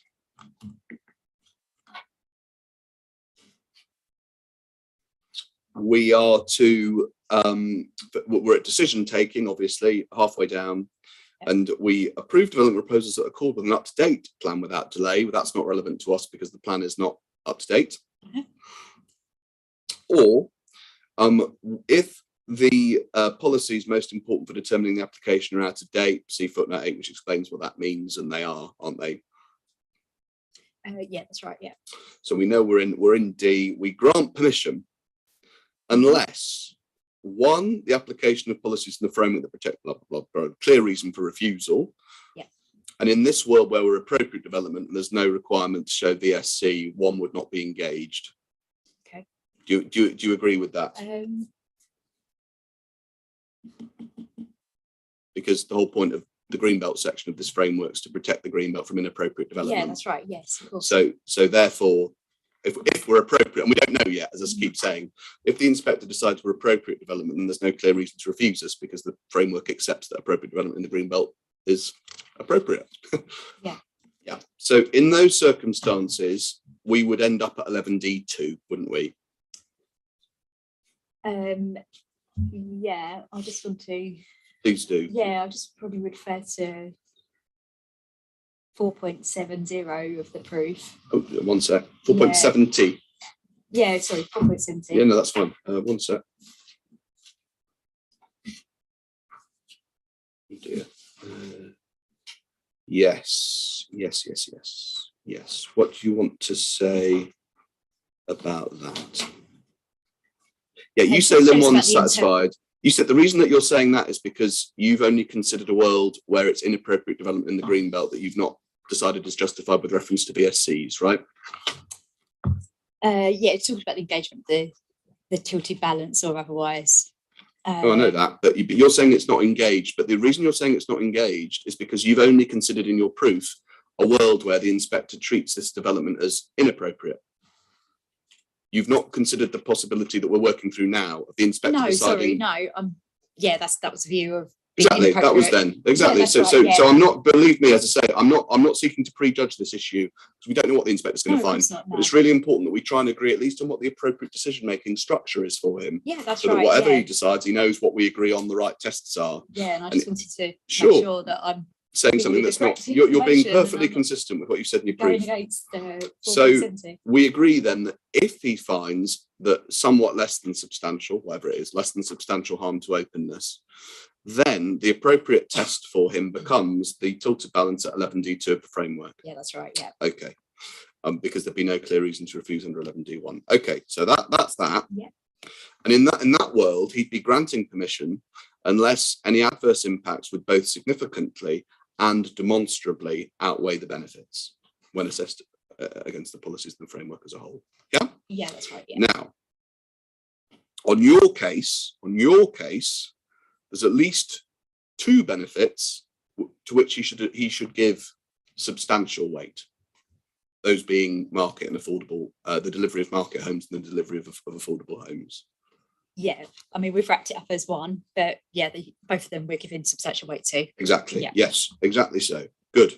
So if we get to 11D2, in order to justify dismissing the appeal, you'd have to sort of show him adverse impacts on such a vast scale that they would both significantly and demonstrably outweigh two things that are themselves substantial.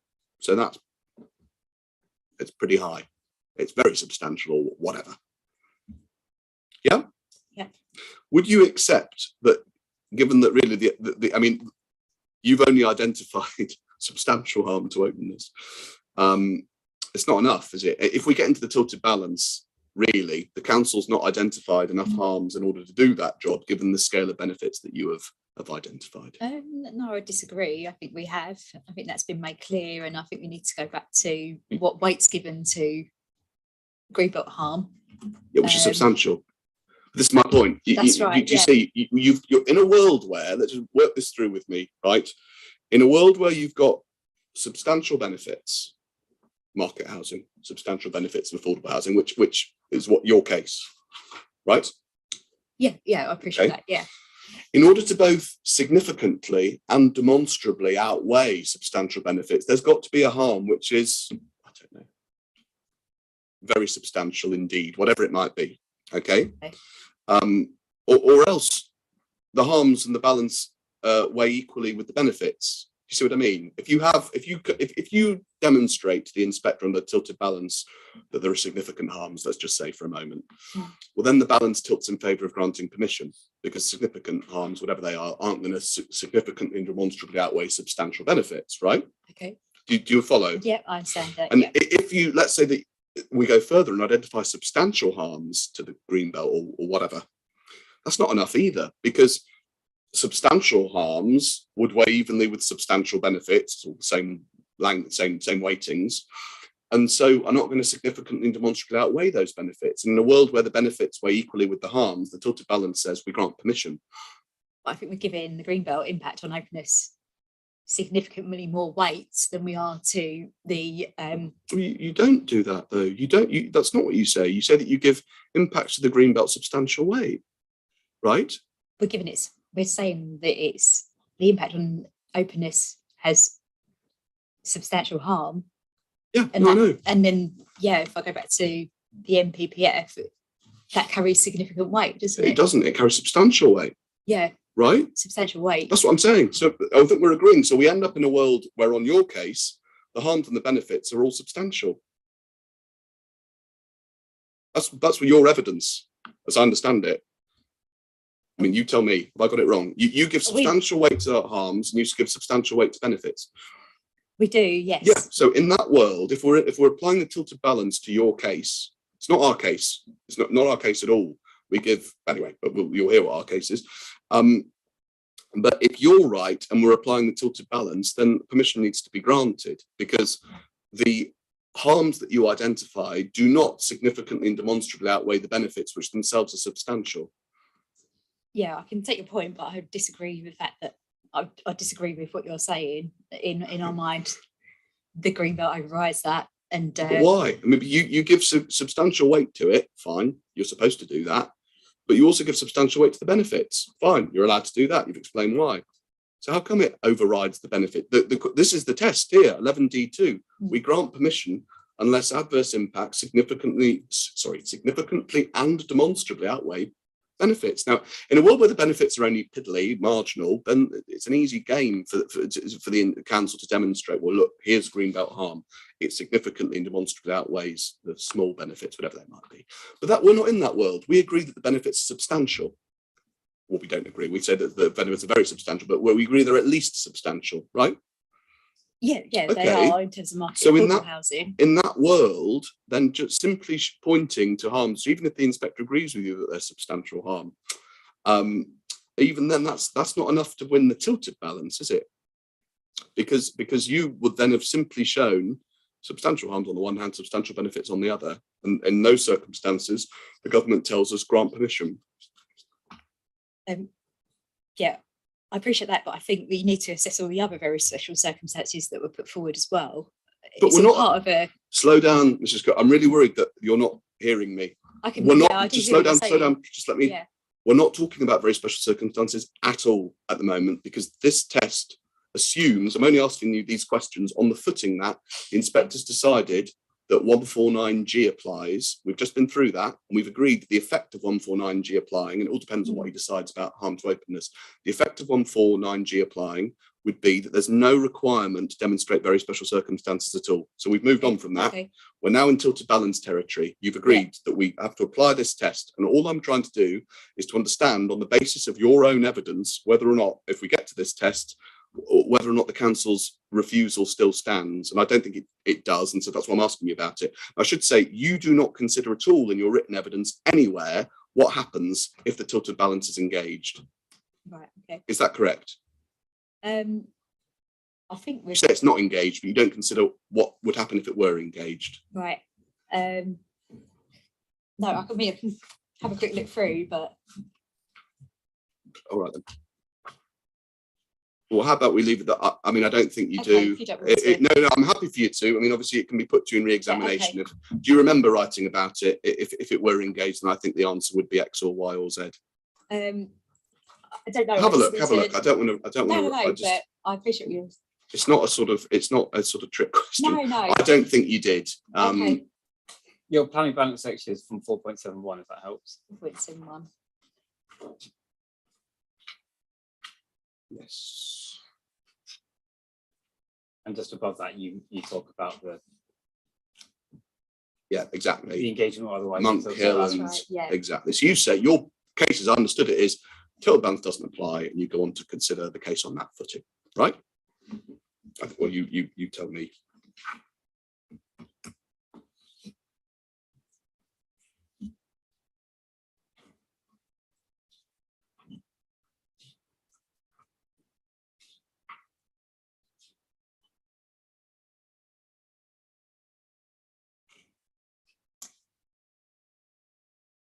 No, we haven't jumped down to 2.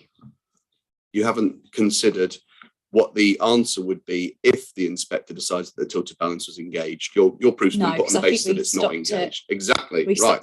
That's why I'm having to ask you these questions, because I don't know what you think, because it's not in your proof. That's fine, but that's why I'm asked. That's where these questions are coming from. So we've agreed that if the inspector decides that, say, Ms. Bevan's right and there's less than substantial harm to openness, we've agreed that in the end 11D2 is what the test is, not 148 the framework.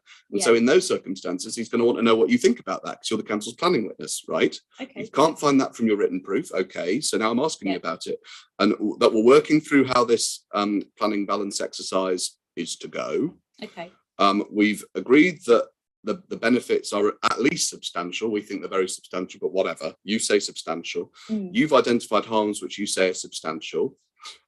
Okay, that's your case. This is your case that I'm trying to summarize. And therefore, if we're into 11D2 territory, your harms that you've identified, they're substantial harms on your case. That's what they are, right? Yep. But they do not significantly and demonstrably outweigh the benefit, because the benefits are substantial too. So that means that we grant permission. So I disagree with it outweighing the benefits. I don't think it does, in my opinion. You don't think that the harms outweigh the benefits? No. This is a question specifically in the hypothetical world when it's a tilted balance. Yeah. So it has to be more than just outweighing. It's got to be. Okay. Yeah. I mean, I think is the answer really that, you know, I've done my case on the basis that it's a 148 case, very special circumstance. And what I'm going to ask you about that in a minute, don't worry. But if I'm wrong about that, and if it's all PDL and there's less than substantial harm to openness, well, then the appeal should be allowed, really, because if the tilted balance is engaged, not what you thought you were writing about in your proof, but if it's engaged, then we've not got enough. I mean, this is in the end a PDL site that's on the edge of a sustainable settlement, highly locationally sustainable, some limited harms that we've been over. You say substantial harm so far as Greenbelt openness goes, but in the end, the benefits are substantial for reasons that we've all been over. And so I accept, is this right, that in the end, if the tilted balance applies, I don't say it is, by the way, but if it is applied, then I would accept that in the end, that indicates the permission should be granted. Yeah, I think I do accept that. Thank you. Yes. All right. Yeah, if that were to be the case. So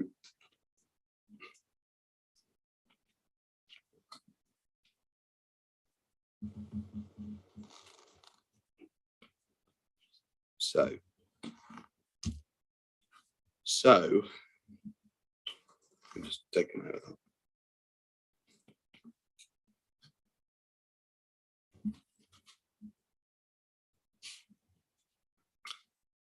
That means, I think, in the sort of decision-making tree for the inspector, that an awful lot turns, as you'd expect, on whether or not he finds substantial harm to openness. Because if he doesn't find substantial harm to openness, but say significant harm to openness, if the inspector finds significant harm to openness, then the appeal should be allowed. Yeah, that's right. Yeah. Okay.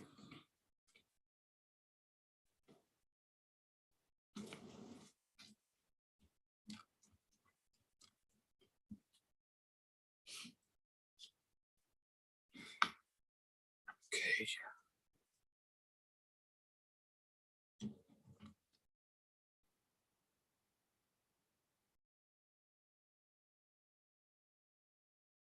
Okay, thank you. One question about, you referred to other benefits. You know, I've only asked you about market and affordable housing. One of them that you referred to in your chief yesterday was all to do with biodiversity net gain. Do you remember you were asked about that? Yes, that's and right, this is one of those cases where there's a proposal for a 10% biodiversity net gain. And I think your answer was something along the line. I think you give that no weight. Is that right? As a benefit? We did, yes. Give it no weight. Yeah. Let's just try and understand what the footing is for giving a benefit like that no weight at all in the planning balance. I perfectly understand if you're having a dispute between whether it's significant weight or moderate weight or whatever, but the fact of giving it no weight struck us as slightly odd.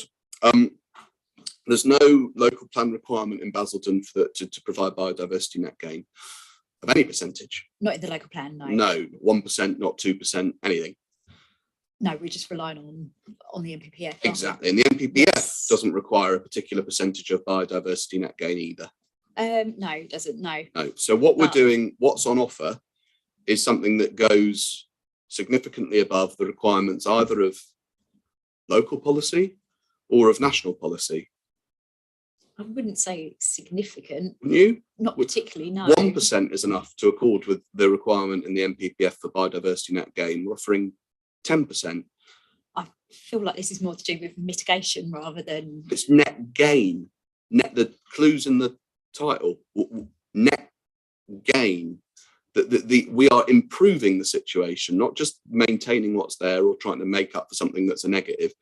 We're doing something without the requirement to do it in local plan policy or national policy to 10%, which obviously is what the government's working on through the ever emerging the Environment Act provisions. But there's no legal requirement to do it either at the moment, is there?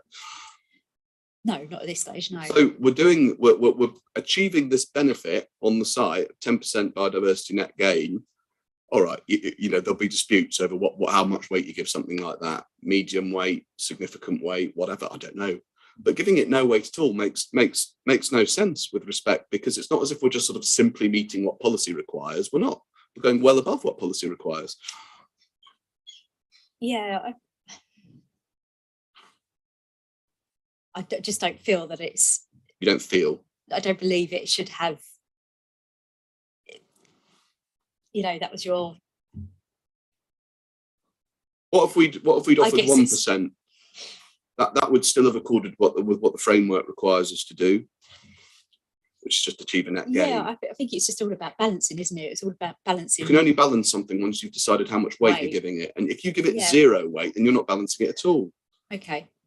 We say okay. I mean, do you agree then that the council was wrong, or that you've been wrong to just give the provision of 10% biodiversity net gain no weight at all, when it's not even something that the council's policies or national policy require us to do?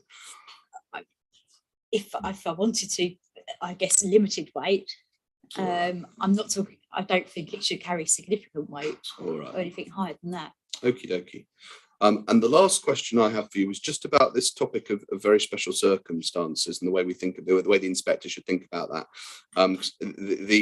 Now we've been over what happens, just to take us back to the sort of decision tree. So it's quite a complicated case in terms of what the decision tree looks like. 149G, we agree it's very important paragraph. The inspector needs to reach a view on. If there is less than substantial harm to openness within the meaning of 149G, second bullet, page 44. If there's less than substantial harm, appeal allowed, permission granted. If there is, and we've agreed on all of that, if there is substantial harm, which is what you say, not what Ms. Bevan says, but what you say to the openness of the Greenbelt, then, to follow the logic through, we are no longer within the exception of 149G, right? No, this is a bit difficult after a long cross-examination. Sorry, I'll have another go. I know it's tricky. So 149G offers a potential exception from the general rule that new buildings are an appropriate development. Remember? Yeah, yes, yeah. Now, if we cause less than substantial harm, we've agreed we can take advantage of that exception, if you like, and permission should be granted, applying the tilted balance. That right? Well, I said right. We've been over all that. Less than substantial. No, that's less than. Now, but what if it's substantial harm? That's your case. You say no. The harm to openness is substantial, right? So you say, if we cause substantial harm to openness, then sorry, we do not anymore get the benefit of 149G. Yeah, you don't meet that. Okay, that's what I'm saying. Yeah. And in those circumstances, this would then be inappropriate development in the Greenbelt. That's right. Yeah. And we would be faced with the policies at 147 and 148 of the framework, which talk about inappropriate development and being approved with reference to very special circumstances. Yes, yeah. And we know what very special, we know that language of very special circumstances, we know what it means. We know when they'll exist from 148. We know that very special circumstances won't exist unless harm to the Greenbelt, by reason of inappropriateness and any other harm resulting from the proposal, is clearly outweighed by other considerations. Right? Yeah, I can see that. Yeah. Good. Other considerations that might be, for example, scheme benefits like provision of market housing or provision of affordable housing or whatever. All the considerations, whatever they might be, big, small, or medium, take them all together and put them in the balance, right? Yeah. Okay. So if the inspector decides that our benefits, whatever they might be, add them all up, small ones, big ones, limited ones, moderate ones, substantial ones, if they taken together clearly outweigh the harm to the green belt or any other harm, if the benefits clearly outweigh the harms, this test is passed. Yeah, that's correct. Yeah.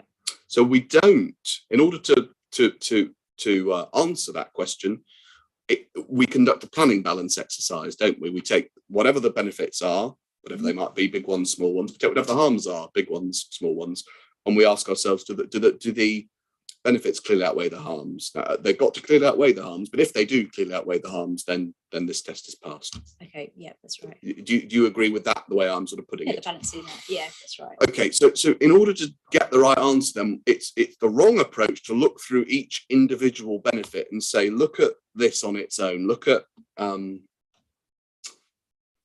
BNG on its own, 10% biodiversity net gain. Right, it's a benefit. Yes, it's a benefit. Should it get some weight?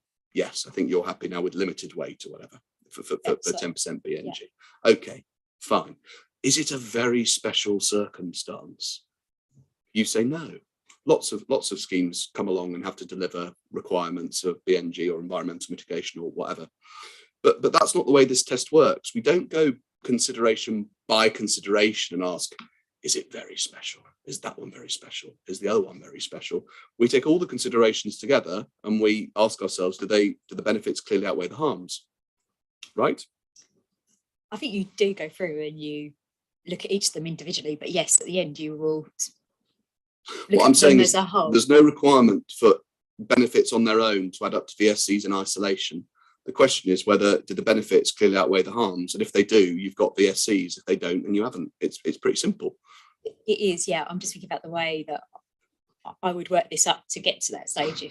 That's the way you should have worked it up is to go through each benefit and consider how much weight it should be attributed. Yeah, that's what I've done. But then you should ask yourself at the end, do the benefits clearly outweigh the harms? It's an error to go through each particular benefit and ask, is this a VSC? Because that's not applying the test at 148 of the framework. Okay, I don't think that's an error. I think that's part of the formulation of getting to this stage. Okay, maybe we would agree to differ, but in the end, the test for the inspector, if he gets to 148, which we say he doesn't, obviously, but if he does, then we agree what the test is. The test is, in a nutshell, take all the benefits together, take all the harms together, including harm to the Greenbelt, and ask yourself the question, do the benefits clearly outweigh the harms? Yeah. Yeah, that's what he and needs. If they do, we don't know what he's going to think, obviously. Okay. If the benefits clearly outweigh the harms, then permission should be granted. Yeah, that's what it says. And we know that at least 2 of the benefits we agree are of at least substantial weight.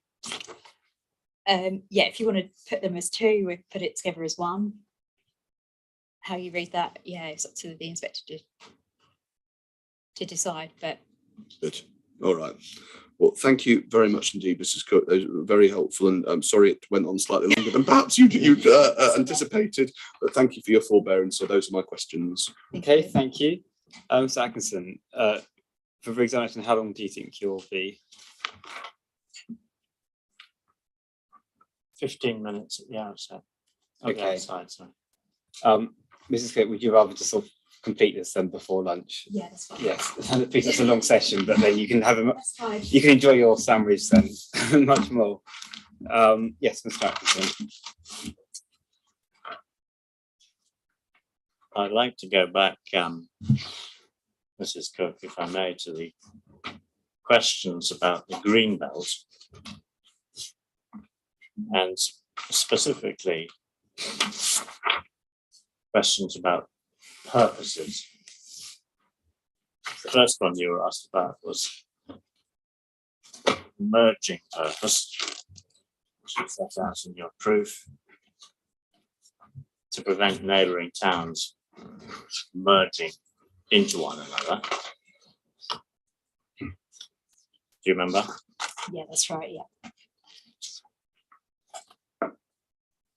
And it was put to you, well, this is a small site and it doesn't cause essentially Billericay and Basildon to merged to become contiguous, if you like.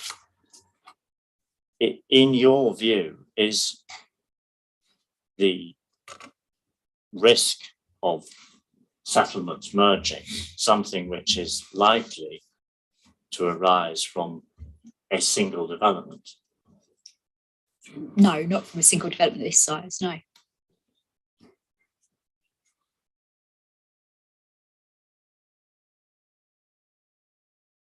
And to still on the same topic, to refer back to a way in which a phrase which was used yesterday, binary. Do you say that merging of settlements is a binary measure, or something which can happen by degrees? By degrees.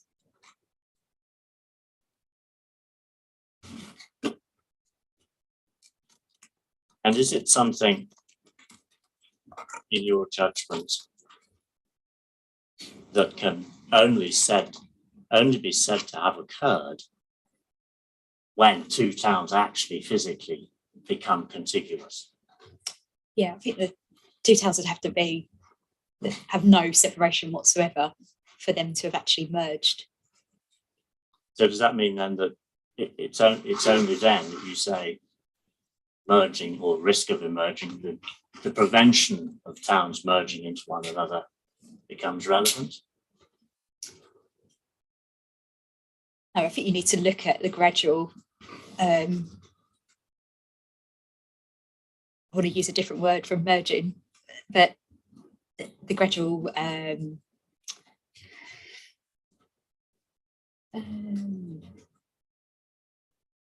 sort of the closure, really, the closure between the two, the decreasing distance or lack of openness, I guess, between the two settlements. Okay. All right. Then you were asked about the council's earlier assessments of purposes and openness, and you were taken first to what I'm calling the Site 32 analysis, which is at CD 27.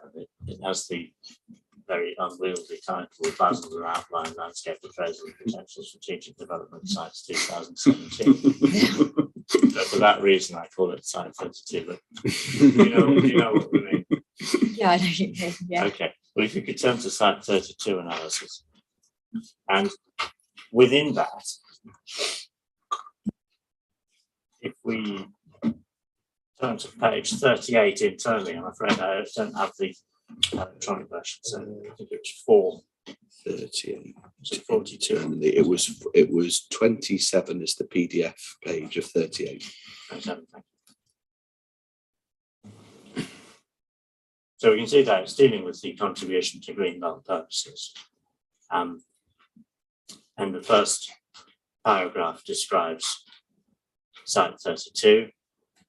It then, the next paragraph and the one following it, quote from an earlier piece of work, Area 25. Then at the top of the next column, it refers to Purpose 2, which is now Purpose B, to prevent towns merging into one another. And then in the paragraph below, it goes on to talk about indivisibility of historic features, and Purpose 4, which is now Purpose D and not of any concern of ours, the one about the special character of historic towns. Does this assessment specifically deal with any of the other purposes? No, not that I don't think it does. All right. I think if it did, I'd expect them to be Expect them included. to say it. Yeah, in that paragraph. All right. Well, if we turn to the topic, the Greenbelt topic paper, of 2018, CD 26. And again, turn to page 58, which we've been to, where we have the columns of text.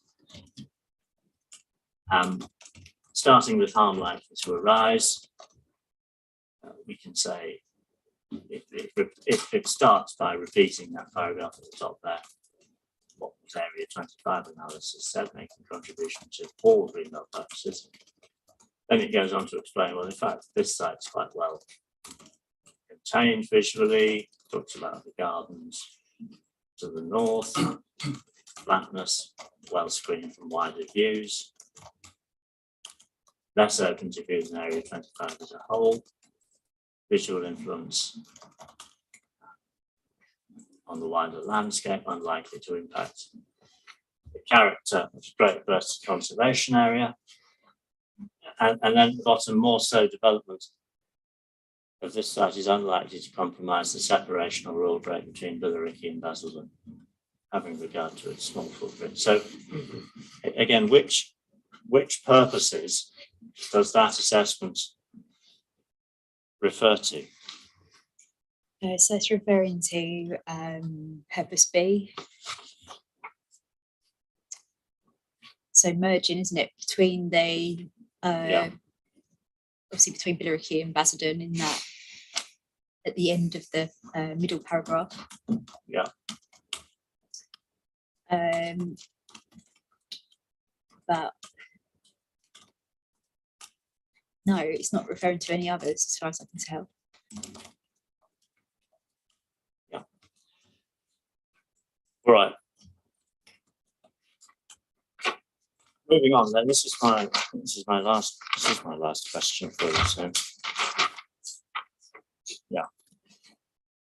Moving on to openness, and you were taken to your proof where you address openness, starting at page 17, paragraph 428,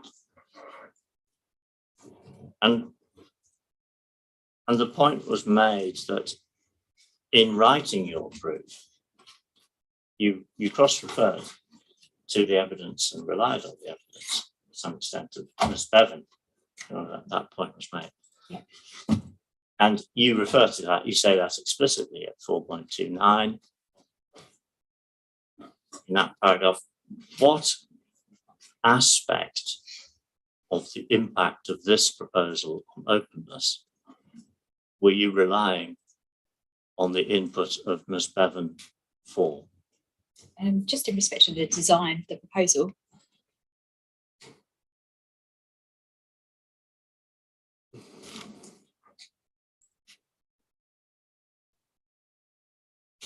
And what did you understand when you were writing your proof? What did you understand? Which aspect did you understand Ms. Bevan was considering with her evidence? The design.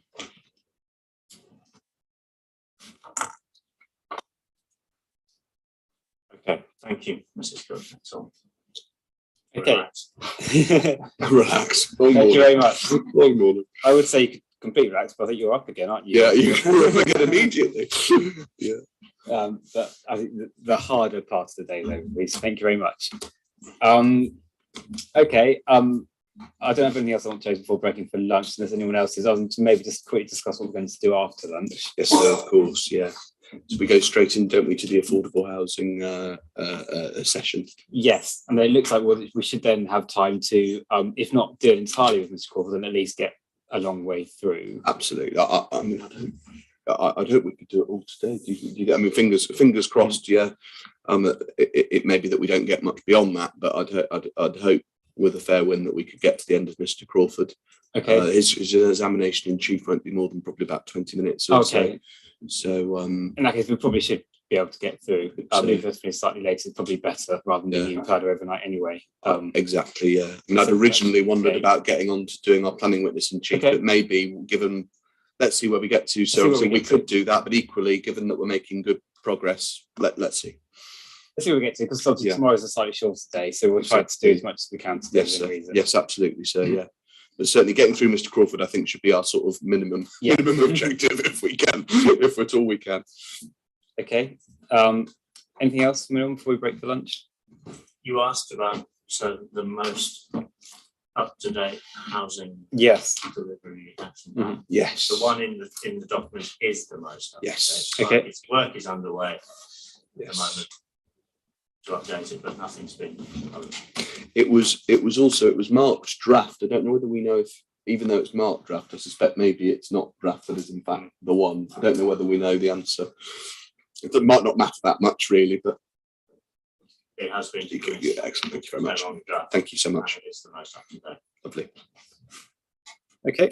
Thank you very much. Okay, so it's 1:05. I think we all deserve a proper lunch break. Shall we break till 2 o'clock? Thank you, sir. Yes. Indeed. Okay, thank you. The inquiry is adjourned. Thank you.